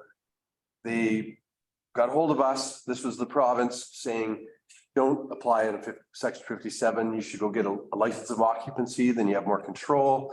So we changed everything and we did a pretty onerous submission with a lot of studies and consultation and tours and everything else. Checked a lot of boxes and then it sat and it went into a black hole. And then we kind of stripped the cage a little bit and said, you know, we really need an answer. We're funded and we're ready to get going. They said, we don't have capacity to review this. We would suggest you go back to a simple section 57. It'll be quicker and we'll get going on it. That was probably 4 weeks ago. So it's back in that stage now. So it's gone back into the referral process. Although we've already done our referral with all the bands and everything else. It should move quickly through. I'm told it's basically a rubber stamp once it comes out the other end. And it should be 55 days, I think, is the referral process. So I think in the next couple of weeks, I'm hoping that we get the go ahead to move ahead, get some trails built. Okay. Wow, that's great. I had a call yesterday from Corbin South. He came back from he was over in Tanzania and wherever. Anyways, he wants to go on a tour. He wants to go up the mountain tonight and have a look and Oh, good. he's over building the track in Revelstoke right now. Hmm. Already. So he really wants to be involved and. Right. So yeah, I'll Yeah. update. And I know Adrian from Shuswap Trail Alliance would be happy to work with Corbin, so we could have a local community expert involved, which would be good. Yeah, that's good. Okay, anybody else have any other questions on those? No, moving right along. Let's go up to water and sewer before we'll finish off with Healing Center. Yeah, Sorry, Colleen. Sorry, can we go back? Can we go back? Because I had questions on the. Yeah. Okay, Let's go back there. I just had questions on where was I? Roads and equipment. Sorry, and this could be, that's kind of the wrong spot for this, like, I'm not sure, I just, as far as paving goes, and Daryl, you can probably address this, because I have two questions on this one. The first one is paving. Daryl, is that paving, or is potholes included in that? That's paving. So patching is a different operating account. Okay, and we are working on that, correct? Okay, so we can talk about that when it comes up. And the other thing is Bruin Bridge Stability Assessment. We have coming to council tomorrow, another concern up at Shuswap Villas. Is that included in this as well? It's a different but Yeah. could it be included in assessment as well, or do we need more money to? Like, This was specific to that retaining wall going down the lower part of Bruin Road. yeah, But I saw the email that came in and there's some concerns. I'm not sure we need money for that. I think we need to get Blair up there and come up with a plan. will you be able to go have a peek before the meeting tomorrow? I'll do my best to get there today. Okay, thank you. Okay, that's it. Okay, Malcolm? Yeah, before we, thank you through the chair. I had, so White Pines overlay and widening, so the widening part, I was looking at our active transportation plan. And it, with the mapping, it doesn't show anything on White Pine addressing on the mapping, so that you aren't married up there. for the active. Yeah, on our active transportation plan, it doesn't show the widening of White Pine, which a lot of residents do use White Pine for walking, jogging, cycling. So it's good that it's being widened for that purpose, I imagine. It just doesn't show on any of the mapping that you have in the active transportation plan. This is a little housekeeping. Snag. Good. I did bring that up to Steffi and gave her an updated plan. That White Pines needed the actual activate, and the plan had to be updated. So I think I had about 3 or 4 different areas. I think an email just came out yesterday with a link to the plan and it doesn't show. Yeah, Me and Scott will work with Stephanie to make sure. It's a minor thing. It's a minor thing. Hey, And on that note, this White Pines widening has been in the budget, I think, since I've been here. I know. They paid, Dear. and they paid DCCs for sidewalk as well. No, I know you keep on saying that, but we have nothing for White Pines. Nothing. No. I was sure Bob Dawson said they paid DCCs. Well, they could have paid DCs, but not. Anyways, we'll talk about that later. We can look into it. Because we got charged for DCCs. We were right behind them in the next development. And we got charged for the DCC or for sidewalk out front of Mare Landing. And Offsite servicing or DCCs? we got charged DCCs and offsite servicing as well. Okay. So I think we should look into that. Okay. God. Again, I thought there was Again. some- Red herring. Okay, moving right along. Sorry. water and. Good snail. So I haven't really changed much here, just moving the Capella and Riverside main upsizing up a bit from 2023, no real change there for water. You'll see in the 5-year that Capella and Riverside main upsizing, I think shifted 2023, 2024, whereas previously it was 2023, 2025. So boosters retrofit, Marion Pump rebuild, those are the little RCGP looking things over in the water treatment plant. Sewer, Boatwell lift station, some upgrades there, wastewater treatment plant upgrades to look at our rapid infiltration system and pump replacements. So any questions on water and sewer? Everybody good? Any riveting stuff? Okay. And then to our 5-year biofuel finishing up this year, so nothing following 4 years. Healing center, Kelly will touch on, charging station, computer across the board, our land 50 set aside for housing, which Kelly will touch on where we're at with housing. Our daycare facility, We have some upgrade being done there for next year. And some medical office for when we need to upgrade some of those things. So those are all coming from reserves and parks, pathways and trails, 50 along the board. Pump track like we just talked about, mountain bike park, Capel Street boat launch, 50 in there, current year. Beach Park Pavilion, bring that 150 in for 2024. Looking to sell the wash car, which will help fund that. And we have had some interest from a few different groups, which is really exciting. Main Street Green Space, washroom facilities, which are part of our DCC plan, so we could see that move a bit when we do that DCC review. Finland waterfront upgrade, as we talked about this one, we might tweak what we end up doing depending on where our funding sources are at. Beach Park playground equipment, that one is based on the current DCC bylaw, so put it in there. Fire, our current year, and then tender 6, we're looking at 2025, 2026. We usually put a deposit down when we get a fire truck and then we'll receive it. Putting those in, and then our fire hall upgrades, which are still in the planning stages, and we'll be working with Brett for that. Bianca, before we move forward, Colleen, you had a question above there? Yep, Yeah, the wash car. yeah, Sorry, and I know that we've talked about this, but just refresh my memory.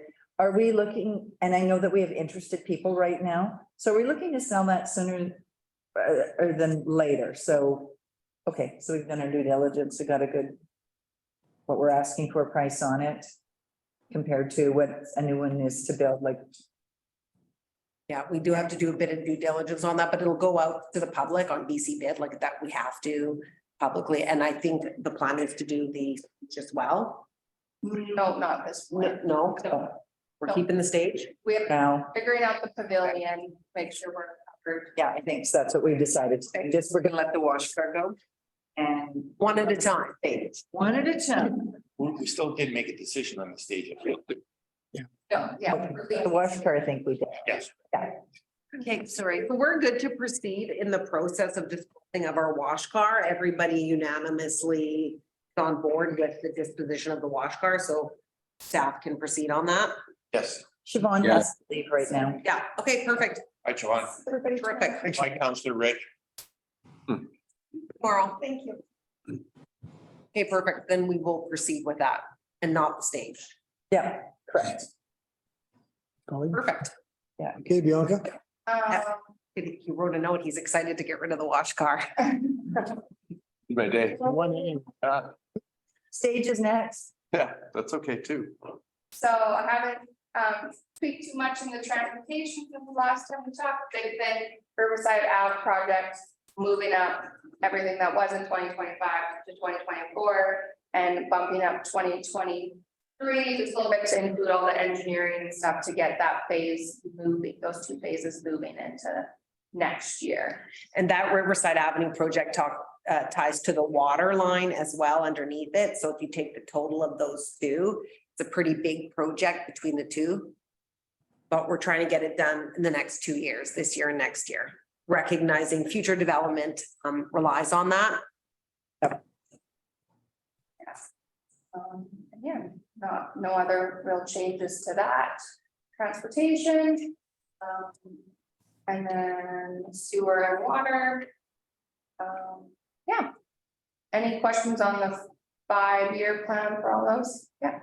The fire hall, just a paint job, is that happening this, so where's It's in the that? operating budget. Just okay, Yeah, we put an extra 10 or it needs a Oh, facelift, just a paint job, yeah. We farm that out or? Pardon? We farm that out? Like, are we doing it ourselves or are we farming it out? Yes. Communities in Bloom has offered to play a part, and then I heard something about Volunteer firemen jumping in. I'm not sure to what extent, but What about the hockey team? Hire them? It's a fundraiser for Eagles. They're probably gone. I don't know how many Eagles you have left in town, Okay, good to know. but good point. Oh, looks good.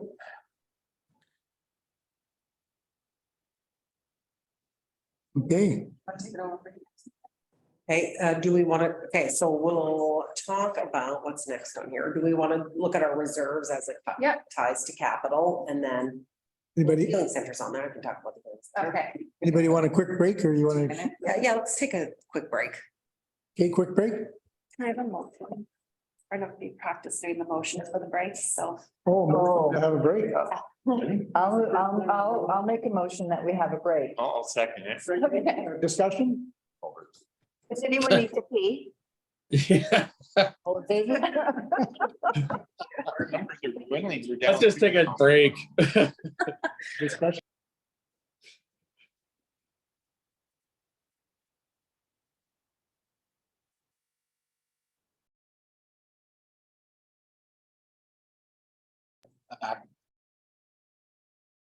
oh, What is our tax increase? 2.95? interesting. It's always.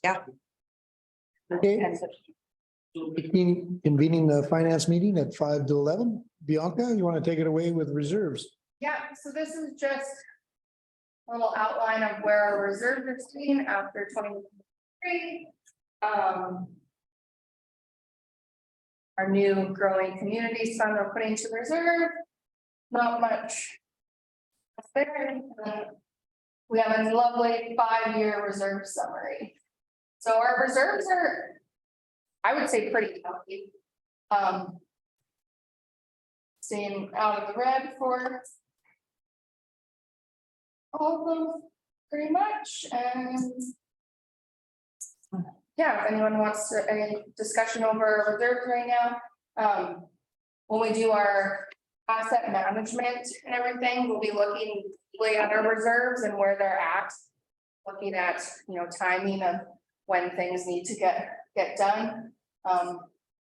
And potentially reallocating from some pots to another, but until we have something more solid that incorporates all of our assets, more comprehensive, like we don't have a building reserve, for example. So if something happens to any of our buildings, we don't specifically have one for our buildings, right? So what does that look like?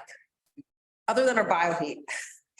Okay, go ahead there, Malcolm. Thank you, through chair. If we have a big capital, not our capital project, but say if a hotel comes into town or in Old Town Bay, you move forward with, I think the first phase is an RV park in Old Town Bay. And then we have to increase our infrastructure capacity to accommodate that. Are we ready for a hotel or expansion in Old Town Bay? That's a really good question. And it's something that I know myself and Daryl worry about frequently, not worry about, but it's always on our minds. And that's why we're reviewing this development cost charge bylaw and our projects to ensure that our infrastructure can handle that capacity. That's my question. Yeah, correct. So, I mean, I think we're okay now and we are mindful that we need to plan for the future and ensure we're collecting development cost charges from the developer up front. So it's not on the average owner here. But I think we're okay for now. I think a Riverside is an important piece. And then our sewer capacity is probably next. Definitely. Any other concerns you have? Well, those are the big ones right now. Yeah, the sewage plant is a big one. Right, so. And then water specific areas, which isn't a big problem. It's just isolated things, right? So Riverside, we're addressing that. And, as growth continues, then we'll have to look at the bigger picture and see if we need to expand on that expandable plant. It's meant to, so. The water treatment plant. Yes. Yeah, the sooner we get that DCC review done, Yeah. for sure, because there could be some development coming on stream. Well, and I think currently we're taking 0 in for sanitary, which is, Yeah, yeah, crazy. yeah. Yeah, Okay, I was just asking because we want to be pro-business and we don't want to be a deterrent to business, and we want to be ready for them, and we want to be ready in a timely fashion, so it's just, you know, it can happen whenever the private sector wants it. That's really our fundamental job. Us having that infrastructure. Okay. So we're good with our equipment reserves? Everybody, okay, want to move on, Bianca? Yep, so I'm gonna hand it over to Kelly. Okay, so I will give you an overview of the healing center budget. I've been stick handling this one, so at the end of the day, we have here, hold on, is there another one here? So we have a total revised budget for 2023 of just over 8 million. So this is up from last year. Our last year's budget at this time was 7.9, so it is up from last year. What we have done is we've shifted where the building is to protect sensitive area, and with that shift, we had more site monitoring costs, but it did reduce the cost of the building by 150,000. However, there's been increase in material costs, which have increased the cost per square foot. In addition, the builder has added there's an 8% contingency on construction costs, increasing from 291 to 476. So that's just a contingency. So this budget, when talking to the builder and the project manager, is very conservative. They very highly feel like they will be reducing the cost per square foot as we build and have a proper design and construction drawings, but they don't know yet. So they would rather have it on the high end, and then we'll work at shaving it down. I think it's at just 450 a square foot, and we'd like to get it to 400 or 3 something a square foot. And they said that that was attainable, but right now with some variables, they didn't want to, we're keeping it more conservative to ensure that we have the funds to pay for it, which I'm happy to say that we do. And we're still working on the interior of the building and how that's going to work with the programming and the final footprint. So there's a lot of moving parts still. So this is the best guess we have as of today. What we've spent so far, we have spent so far 420,000. That's what we spent on this project since the inception. So the remaining budget then is 7.6 million, of which we're budgeting to spend 25% of that this year and 75% of that next year. The goal is to have shovels in the ground in the fall. Yeah. Okay, Malcolm? So did you want to go through it, or do you mind a question now, or? Yeah, I don't care. Yeah, so the 1.9, if you could expand on what all we're going to spend that 1.9 on this, on 2023, this construction season, I guess. Right. So in terms of what we're planning on doing, so this. Shovel ready. So there's a few trees we got to move. Are we going to do some leveling ready, get ready for foundation, or what exactly? The goal is to have the foundation, all that started in the fall, September, October. So we're just finishing up some environmental work. And once we bless, so here, I'll just skip to, it's not, where's the design picture? Hold on. Which one? Just here. Yeah.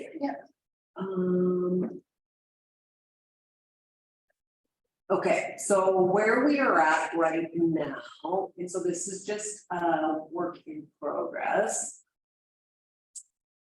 Not sure why. Okay. Ian's head. Okay.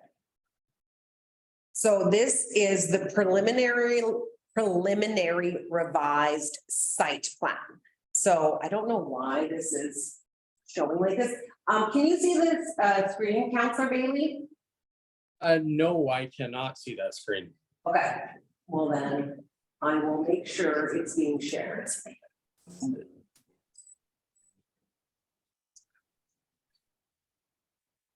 Okay, now I can.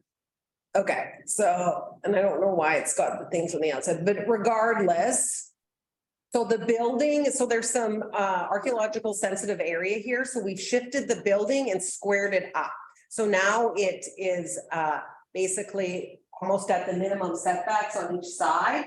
Parking here, so there's still 29 parking stalls here and 19 parking stalls here.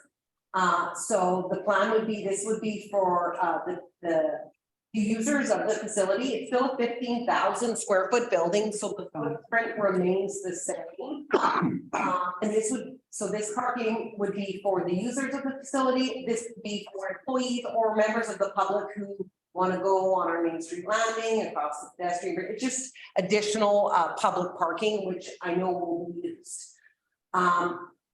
And in addition, the plan is to do angular parking in front, which will also significantly increase the number of parking stalls. So we simplified it, squared up the building. Right now, our builder and project manager are working with Douglas Cardinal to get his blessing and revised dimensions on the outside of the building. As you know, there was a lot of curvature, so we're trying to maintain that look and feel and get Douglas Cardinal's blessing.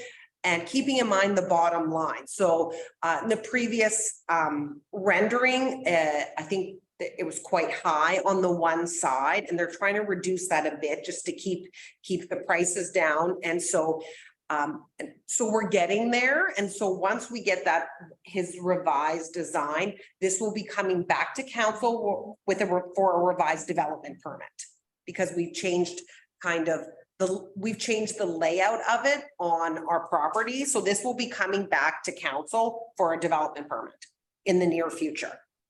But I just have a question, sorry. Oh, okay. So I guess maybe it's two questions. So one, we're gonna do angular parking on both sides of the street? yeah, like the rest of Main Street, yeah. Yeah, okay. So then I guess my follow-up question, so we had in our transportation plan, eventually we were gonna get rid of angular parking. Is that kind of still the plan? Sorry, I think I read that somewhere. Scott, do you remember that? If it wasn't anything, it might have been that downtown revitalization plan, or we had that Main Street plan. Yeah, I think it was. That might have been in that. Okay. You looking for parallel parking?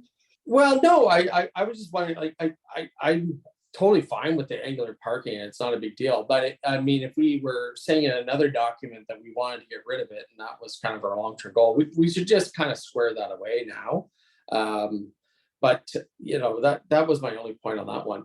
And then, so I'll just leave that up to staff to kind of check into it. And then I guess my only other question was about, and this is actually a real question. What level of consultation are we going to have with the public when it comes to the inside of the building? I thought there was a little bit more we were going to do on that. That's a good question. So we have so it's kind of stalled because we're waiting on interior health. Okay. Right, so we have a working group that has been working on, and we've done a lot of, gotten a lot of public input, and Pam is quite knowledgeable about what the community needs in terms of healthcare as well. So to capture this lovely little bubbled space, right? So we're gonna have a community space, we're gonna have medical care, whatever that looks like, some traditional healing, and an area for locums to stay. But a lot of this is depending on interior health and how they fit in, and because they will cover their own leasehold costs inside if they're taking, let's say, 3,000 square feet of that. So we're navigating through that process, and I can just say we are getting there. And when I have something firm from them, I will let you know, but that is top of mind with me because we need to know where they are at so we can actually design the inside. The shell we can still proceed with all the construction drawings with the shell, and the inside can come later. So we still are okay. We can start without knowing exactly what's going on in there, but I know we do want a lot of the services that Interior Health already offers in our health center. So it only makes sense for them to come over and then expand those services, which is what we've requested from Interior Health formally, and we're waiting for a response from their executive. Thank you. Yeah. Okay? Yeah. Go ahead, Pam. I had a question about the shell because of the building and the strength of it, because I had raised the issue of whether or not we were building for the future Mhm. as well. 15,000 square feet is a big footprint.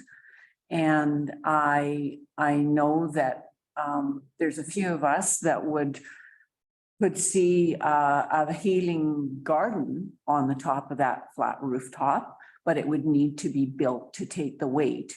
It would also need to be built if we ever had to add services or wanted to do something going upwards, which would be logical. Ryan Marr has said this is not an area where anyone's going to develop anything else. It's too expensive because of the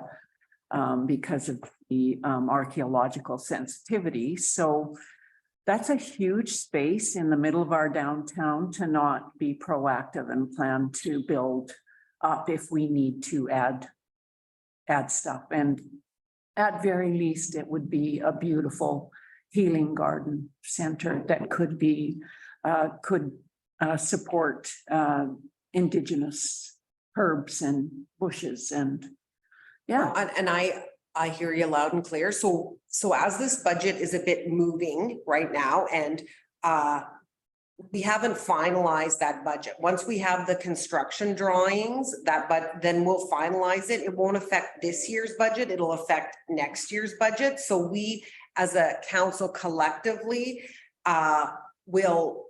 once we have the construction drawings, we will have more of a quote for the price, and we will be able to determine at that point, is it feasible to add that on? How much more is that going to cost? And do we collectively agree that we want to do it? So I hear you. We're not there yet. Right now, it's not incorporated in the budget because we can't afford it right this second, but maybe there's an opportunity to save and add more as we pin down what it's going to look like and work through these next 4 months. Okay. Does that make sense? Yeah, and maybe there's a way to spend some of it for a grant. If, depending on what we decide we would like to put on that rooftop. We're always looking for grants, and the reality is the grants then take time to do Yeah. and complete and research and get the information on and then hear back from. So there's also this, we need to get it built too. Right, so we need to make sure we have that money before we make that decision. Thanks, Pam. Malcolm, you're next, and then Colleen. Thank you through the chair. Just like to thank staff, Kelly and staff on great job of keeping this on time, on schedule and on budget with increasing inflation costs that we're looking at, 6-7%. An escalation cost of $100,000 is fairly minimal from one year to the next. So, yeah, great job on keeping it on budget and on schedule. It's not easy, especially facing the archaeological concerns and else, and not having to spend duplicate money on architect because you kind of put that on hold until we did have the art stuff figured out. So one question is, how are we doing with Splatson on their engagement on the healing portion? Are we, who we're supposed to be talking to, or how is that going, Kelly? No, so Probably, or Mayor, maybe talk to chief or. I actually have put that off because there's gonna be some changes there. So I didn't want to jump in yet until they made, and I think it was in the paper, they are holding another election. So until they. Scheduled elections for you? Yeah, it is. They've been talking about it and now there's. It's happening. And I actually didn't want to get too involved until I knew who to get involved with, who the players were, and then build that relationship. No, I agree. It's a complicated relationship to start with, so, yeah, we just needed to figure out who's, But for now, we're allocating a space. And then they can determine what happens in that space. Yeah, so that's a really good question. And so we have been working with, because they have formally appointed a committee, and it's with Teresa Williams and Bev Thomas. And so with this change of footprint, we've been sending them all that information. I've asked them to forward it on to whomever to get as much input as I can. I don't hear a lot back, but I am making sure that I keep that communication going so that everybody's aware. And in November, we met with, I think, Len, Bev, I can't remember who else, but we did meet at in Enderby, and we did go over what their needs were, and basically we're built there. They'll have access to the whole building, and one of their biggest points is access, right? The whole driving piece, right? But we are building them a sacred space for them to use as they wish, right? And they can design the inside of that space as they see fit. And that will be their sacred space. Okay, thank you. Yeah. Great job. Yeah, and then in addition, instead of having a curb on the outside, we are creating a bit of a concrete slab where we can do an outside Indigenous kind of pit, First Nations, more appropriate for Splatson and their culture. And it won't be on the building. It would be right outside of it, right outside their traditional healing space. There'll be doors outside to a detached kind of structure versus a round one attached to the building. Save on our cost. Yeah, and the way this is laid out, there's a lot more untouched green space. I can get you the percentage, but we are keeping a lot of there, and it will be very natural. Yeah, great job. Cleaned up. And I think this really minimizes the footprint on Main Street, but still provides us what we need. Hey, Colleen? I want to echo a couple of things, that Malcolm said.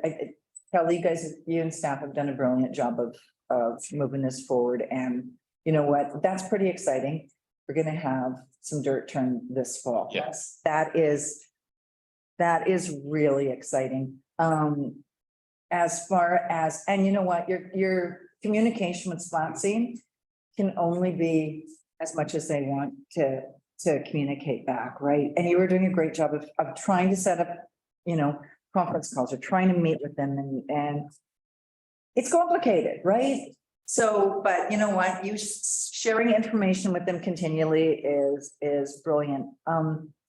And Pam, to your point about the healing garden on top of the building, Kelly, perhaps there can be space allocated in the green space. It doesn't, maybe the healing garden doesn't need to go up, maybe it could be out in the. Yeah, well, there's many reasons for building for something on that rooftop. It's not just the healing garden. Yeah, It's but to move the ability to. I agree the structure should be strong enough so that we can go up to a second floor. Yeah. But then perhaps, you know what, we can move the garden out to the garden. Well, If we go up, then you're gonna have to get rid of the healing garden.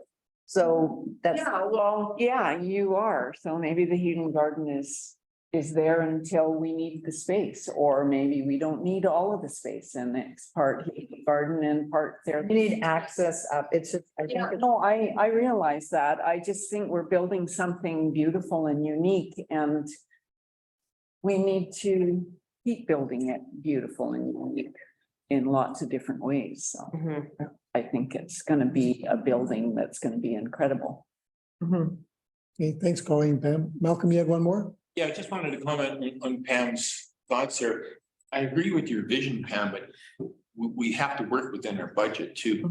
And to be able to make that structurally sound to build higher, it would involve more geotechnical work. It would involve more structural work on the foundation. It would increase our cost beyond our budget, I think. I don't think we have the money to. I think it's important to try and think ahead to long term, like build up and not out. But we have to work within our budget, and we're already ballpark far 2 million over a budget that Kelly has accommodated with our in-house money, if you will, but to be able to add a second floor in that in the future would I think increase our cost by about 30%. To do more geotechnical work, to beef up the existing foundation beyond the needs of the one floor. Yeah, we don't have the money. And you know what, I can give me a little bit more time and we can get some hard numbers in front of you and then you can make an informed decision. Yeah, but sorry, can I just say something as well? You bet, go ahead, Ian. Yeah. Yeah, I agree with Malcolm and I also agree with Pam. I understand where you're coming from, Pam. I think it's just, I think, you know, Kelly, you said you're going to come back with some more information and we can see what it looks like. But I've always just been, you know, we have a grant of what, 5.8 million. We're going to put in about, looks like about 2 million. You know, just any extra money that, you know, that it would increase the construction costs. We just have to be, you know, aware that we're having to deploy taxpayers' money on that, and what other choices, you know, would we have to forego if we did that? So, but I think let's leave the conversation open, and then we can kind of hear what the numbers are. Okay, great. Oh, Pam? Yeah, to the chair, I just see this as an investment in being ready for the growth that we're going to experience in 10 years. And I think the building and all the services in it are they're going to be an economic driver. I think it's worth investing more money in for that reason, because it's unique. And there will be stuff in this healing center that you don't find anywhere around us, not any closer than Vernon. And yeah, it's going to attract people and business professionals. Thanks, Pam. Just a quick, you're right. It is, and the grant is for this, our grant funding is paying for this. It is servicing a big area. So although grant funding is paying for it, can CSRD reach out and throw some cash or find some cash for this too? Like, I think we've had this discussion, or Absolutely, yeah. you know what, it's not just for splat scene. You know, like, but here we are building this for the area, and we're the guys that are focused on, you know, where the money's going and how we can do this to service this whole big area. Maybe we need to reach out and just see if they can reach out. And I money, grant funding as well. can operationally, but at this capital, I think it's tough, right? From a capital perspective. And this is where I hear you and I agree. Like, I think we should build it for our future. I'm also mindful of the dollar. So this is where let's just see what we can shave and figure out, let's get our elevations and our design. Let's get some prices nailed in there, get a little, firm it up a bit more so we can make an informed decision, right? Because that's going to affect our structural costs and our structural, that's where all the big costs are going to be. So there's still time to make that decision. I agree. We should look to the future. I agree with you. Yeah, well, I guess we'll see when we got to have numbers before we can. Right, so, right, and so this is our best estimate, class CD, with the information that we have as of today. So the next thing you'll see is a development permit come forward probably within the next month, I'm assuming. We'll see a development permit. We just have to, we're waiting for Douglas Cardinal, but we're almost there. We're almost there. And we gave him an additional $8,000 to redesign. So it didn't cost us a lot more for him to make some changes and for him to bless it, for him to remain. We don't want to compromise his design. When I was at that project meeting in Edmonton last year, and it was discussed then if there was a cost overrun that he was already prepared to reduce the facade and $100,000 sort of by reducing. Yeah. He's already aware that we might come back to him and ask him to reduce the facade a bit and yeah, he's receptive to. Yeah. Just get him to do it, I guess. Yeah, exactly. So we're getting there and we're feeling optimistic that we've, you know, navigated quite a bit so far. And we're confident that once we just get this last elevations done, get the development permit, then we're good to move forward with construction drawings and then start spending some of more of that money and actually start moving on some stuff that people can see. And how we're paying for everything. So we have the 5.9 million that we already had received a while ago. We got an additional 300,000. Nicely done. Pocket of money. Nicely done. Good that we've already received. It's in our bank account. The remainder, we're funding from reserves and 50 that we annually put in there. We're using a bit of that for the next few years to top up this so that we can fully fund an $8 million bill for this facility. So when you think about, I mean, this is an $8 million building. This isn't a regular square looking building. This is a very unique building and we're spending more on it to make a statement. Yeah, So, awesome. yeah. And so that's just the update on the healing center. Any other questions? So you will be seeing an update soon, really soon from our team. He wasn't able to make it here today at a flight. I said, that's fine. We'll have another update, a more robust update in the near future. Shouldn't be too hard getting the building permit approved. Thanks, Malcolm. Go ahead, Colleen. So Kelly, we had talked in one of our last meetings about a communication piece that shares this with the community. So we're rolling this out and they're well informed and there's no, I guess, by gollies. So when does that piece look like it's ready to? Right. So that's a really good question. So we're waiting till we have more accurate outside design pictures. And then I think so in line with our development permit, perhaps might be a good idea to put out some communication. Maybe we do some of that at that time. You still have the floor? Thank you. So the chamber has contacted me and they want to do a mayor's breakfast. So I don't want to do the traditional mayor's breakfast. I would like to do a portion, but have counselors speak on their projects. So if we can plan this so that the communication has already gone out to the residents and then council can do their 7, 8, whatever minute presentation of what their portfolio looks like and also share this kind of information.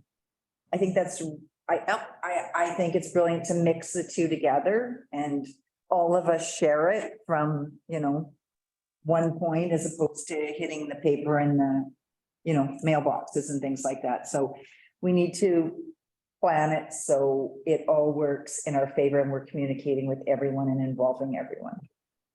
When is your mayor's breakfast, not mayor's breakfast? Thank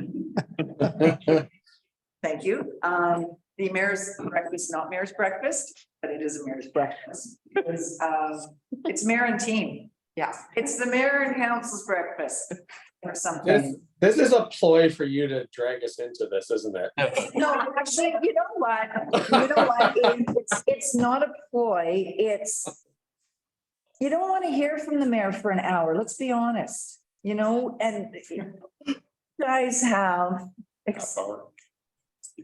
you have exciting stuff. We all do. We're a team. So it's not just me, it's all of us. So we'll figure it out how we roll it out, but we don't know yet. So I will plan that with Sheila. When you tell me, I can plan it with Sheila. Perfect. And we do have a few exciting things to communicate, right? So we will pair it up and we'll have a new communications person starting next week. So we can. It's gonna be brilliant. It's gonna be brilliant. Okay, great. I'm excited about it. Thanks, Colleen. You're welcome. Yes, we'll make sure we communicate where we're at. This would be really nice if Interior Health would make a commitment so that we know. Roll it out at the. Because we really need to know if they're coming in to be able to talk about the kinds of services that people, and that's what they want to know, and that's what they need to know, because we'll get all sorts of buy-in once we can actually say, right? But it's hard to talk about what can be in some, except team primary care and basic stuff until we know what interior health is doing, so. Yeah, okay, go ahead, Malcolm. Yeah, we're a little off topic, but I think the mayor's breakfast is a good idea. Excuse me. But we're so close to having artist concepts for the final design. Yeah. of the exterior of the healing center, of what the footprint might look like, an artist concept of our housing. And our $50,000 active transportation plan is going to generate some artist concepts of a couple different free span or suspension bridge over, you know, a pedestrian bridge at the end of Main Street. So it would be nice to have at least those three key things with visuals. Perfect. Yeah, that would. I absolutely know what you mean. And yes, those are big projects and they will impact our community and they will be our legacy. Yeah. So yes, I agree. If we can get some, Announcement. and the pump track, you know, like, Seeing that we're tendering the rail trail project that is going under Sure. construction. absolutely. This is like, Yeah, this is a time where we can really win some love and buy-in. So We have a lot of exciting projects that seeds have been laid and people are gonna start seeing them here in a little bit. So we need to make sure before they see it, we show them. Even though we have been in meetings, until it starts coming, they don't know. So we need to ring some bells a little bit more. and this is perfect because we're not sorry, Gord. Well, I was just gonna put a hammer down, but I didn't have one. Oh. So this is where we're not talking about things that we've done in the past. This is like literally stuff that's, you know, going on now. So good sound. absolutely, as much as we can pack into the mayor's breakfast and pump it up to be, you know, the event of the year. Okay, moving right along. Because how exciting is that? All righty, well, we'll move right along. Bianca, are you finished with that, Kelly? Yeah, I'm just taking the next one and then I'll leave it for Bianca to show you the masterpiece. Housing? And seniors housing. Yeah. To go into that. Yeah, so this is, there's 50,000 in the budget and, so this is a draft. So this is, we previously, Ian, can you see the screen? I can, yeah, I can see it. Yeah. Sometimes it is funny, because it'll show it sometimes and not for others. So back in 2021, we had sent a letter of commitment, what we're committing to Eagle Valley Seniors Housing Society for that project.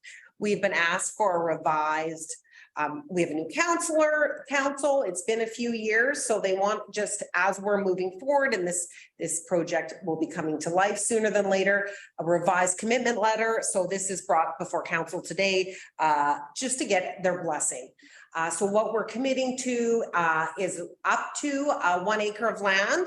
I've talked to the consultants. They're very happy to work with us to make sure that they get their 36 units, but we still maximize our space as well. So for the southern portions of 425 and 417, 433 is not mentioned because it doesn't exist anymore. It's already a consolidated lot. 425 is the legal description of that one lot that's more of an L shape. Okay, that's the only question I had to say. Oh, sorry. Yeah, so it legally is that, so that is what we're proposing there, and that we will take the lead on the once we are happy with the layout, that we'll take the lead in the subdivision process, we'll get it surveyed, we'll pay for the legal costs, and then we'll say, here you go. So that's what the 50,000 will go towards, is the cost really of the subdivision. We will waive the water and the sewer connection fees. We're not doing the water and sewer services for them. We are just not charging them for a connection fee. As per our development cost charge bylaw, we waive DCCs for affordable housing. So we would waive the DCCs on this project.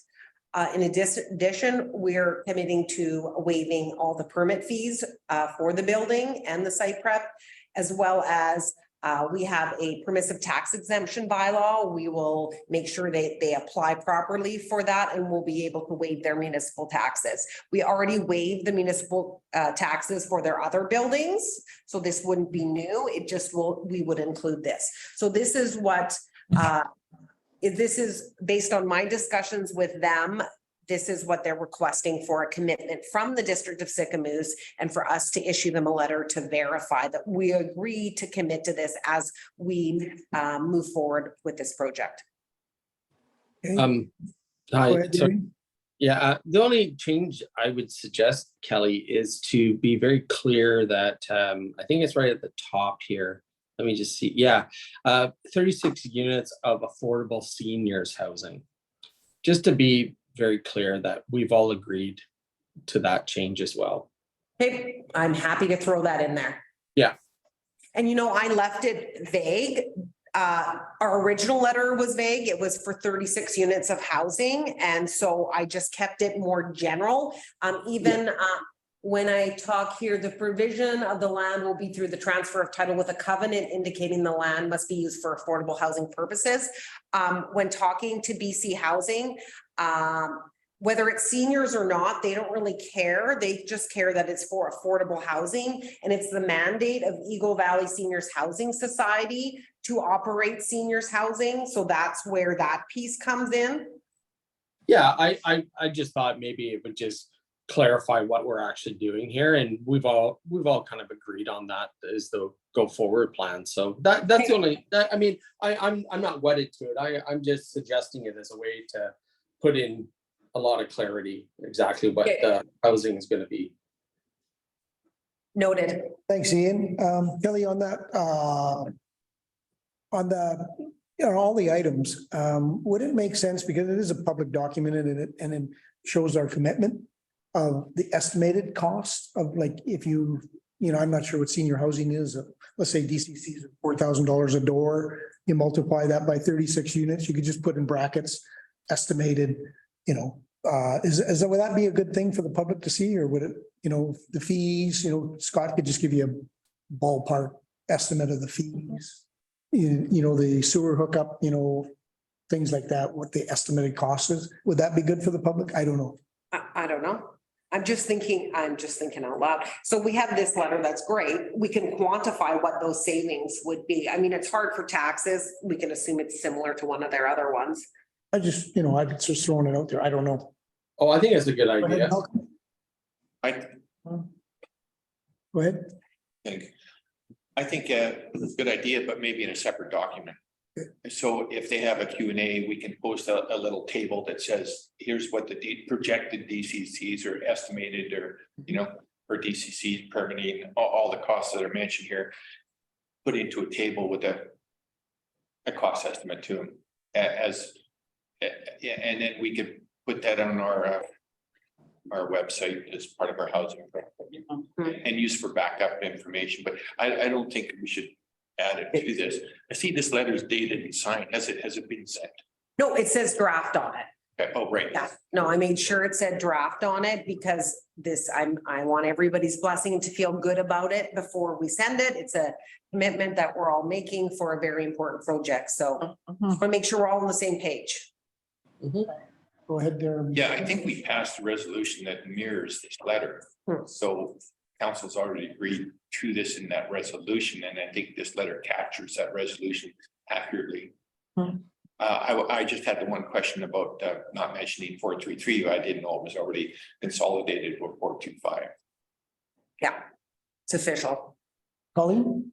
You have something? No, I'm good. I agree with Malcolm. I think that this needs to be kept separate. We're getting into too deep into the weeds in this if we start putting costs in here. So I think I agree, but it should be posted on website, and we should have council should have a few little cheat sheets so that when we get busted on the street, we know the answer right off the top of our beans. So maybe that communication that goes on the website can send us a copy, so we don't have to refer back. And noted, I know these two projects, things have changed from the previous council to this council, some things, some not. So I agreed, we're at a point where we're very close to communicating.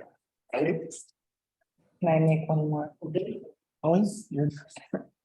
And we also talked about running attainable housing on our other property parallel to this. So people aren't just going, we're just building seniors housing, we're building housing. So we need to make sure that when we communicate, we don't want to leave that space empty. Oh my God, you just need to say, hey, we're doing this, I'm looking for this. Agreed. Welcome. I make a motion, we send out the letter as is. Okay, that sounds good. The seconder? Pam? All in favor? Discussion, more discussion? Ian, you good? Oh, sorry. Did you say as is? Are we gonna do any amendments or? We're in discussion right now. Do you want to make an amendment to it? Well, I'd like it to be clear that we're doing seniors housing. I think that's I think an important part. That's what we agreed to. And that's what we agreed to with Eagle Valley Housing Society. Because this is housing that's going to be for, I believe, 55 plus. So I don't think there's anything wrong with saying that, but I think though, when, you know, and it's fine to talk about our next housing commitment will be something, you know, beyond that. But, you know, this is a seniors housing, affordable housing development. Okay, go ahead there, Malcolm. I'm okay to a friendly amendment to leave it to staff to tweak the wording that it's specific to seniors housing and then just give them approval to make that tweak and send it up. Yeah, okay. Yeah. Then I'm totally good. Okay, all in favor? Okay, unanimous. Great, thanks, Kelly. All righty, Okay, so moving right along. finish it off. This is where our financial plan bylaw is sitting. Just summarizing everything we talked about earlier, up in a nice little package, and this will be coming to council.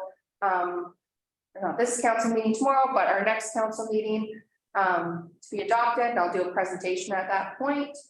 And yeah, and then we're gonna just have to have one special meeting right after because we do have a deadline to meet of May 15th every year. So we'll do first readings and then adoption the very next day. So yeah, this year's a little different just because of the timing with elections, strategic planning meetings. We normally have this presentation in March, but this year it's kind of a little bit near the end of our deadline, which we're totally fine with. But so we'll have to squish in after the 10th meeting. So there's the May 11th or May 12th. We'll have to have a special meeting to adopt the financial plan bylaw and the tax rates bylaw because we're canceling a meeting at the end of April because of SILGA. So just so everybody's aware, there will be a special meeting and it would just be to take care of those two pieces of information, the tax rate bylaw and the financial plan bylaw. And it would just be a matter of adopting them. So it won't be a long meeting, but we need to formally do that in a special meeting. Okay. All right, good to know. Do what you gotta do. And a lot of work, you sum it up into this one page, the amount of work that goes into that one page. Great job, you guys. Yeah. Really good job. Really, really good job. Really good job. Good budget, good budget. Yeah, it is. Okay, that's good. Bianca, you have anything else to say on closing there? I don't think so. Good job. Yeah, Okay, and yeah, there's no, from our discussion today, there's no tweaks, so that's pretty much what can be presented to you. We will have something on our website, a budget highlights will be coming out now that we've made officially this presentation and we kind of know the ups and downs for all the different funds. We'll put something on the website and put it out there on our newsletter so everybody can read it. And Yeah, if the newsletter hasn't gone out, big captions 2.95. I mean, I'm very proud to tell anybody in our community that our tax increase is 2.95. That's You can walk down the street and hold your head up high. And it's not that we're not doing stuff, we're doing a lot of stuff. I Yeah. mean, that's the key. I mean, we're doing a ton of stuff and still keeping that 2 point. Great job to staff there. And we're only 5 months in. We have 4 years of, this is so, sorry, Gord. This is so positive. I'm so pumped about this team and council. It's just like, I think we should put Okay, a budget though for a new gavel for Gord. Yeah. No, he's sitting in the wrong spot. Yeah. Oh, I'm sorry. sitting in the wrong chair today. Yeah, oh, I can't see that, sorry. Okay, no, thanks Bianca and thanks Kelly. We really appreciate all the hard work you guys and the staff have put into this. This is really good to see and we'll move right along. Okay, we're gonna move on to in camera. Recommended. Do I have to then go back in? Do I have to change Zoom here, Kelly? Sarah? Stay. He can stay and then we can kick out whoever. Yeah. kick Okay, out okay, I'll just stay then. Yeah, thanks. Their staff. Yeah, Okay, recommend that pursuant to section 92 2B and 91J of the community charter, the select finance committee move in camera. Can I have a motion?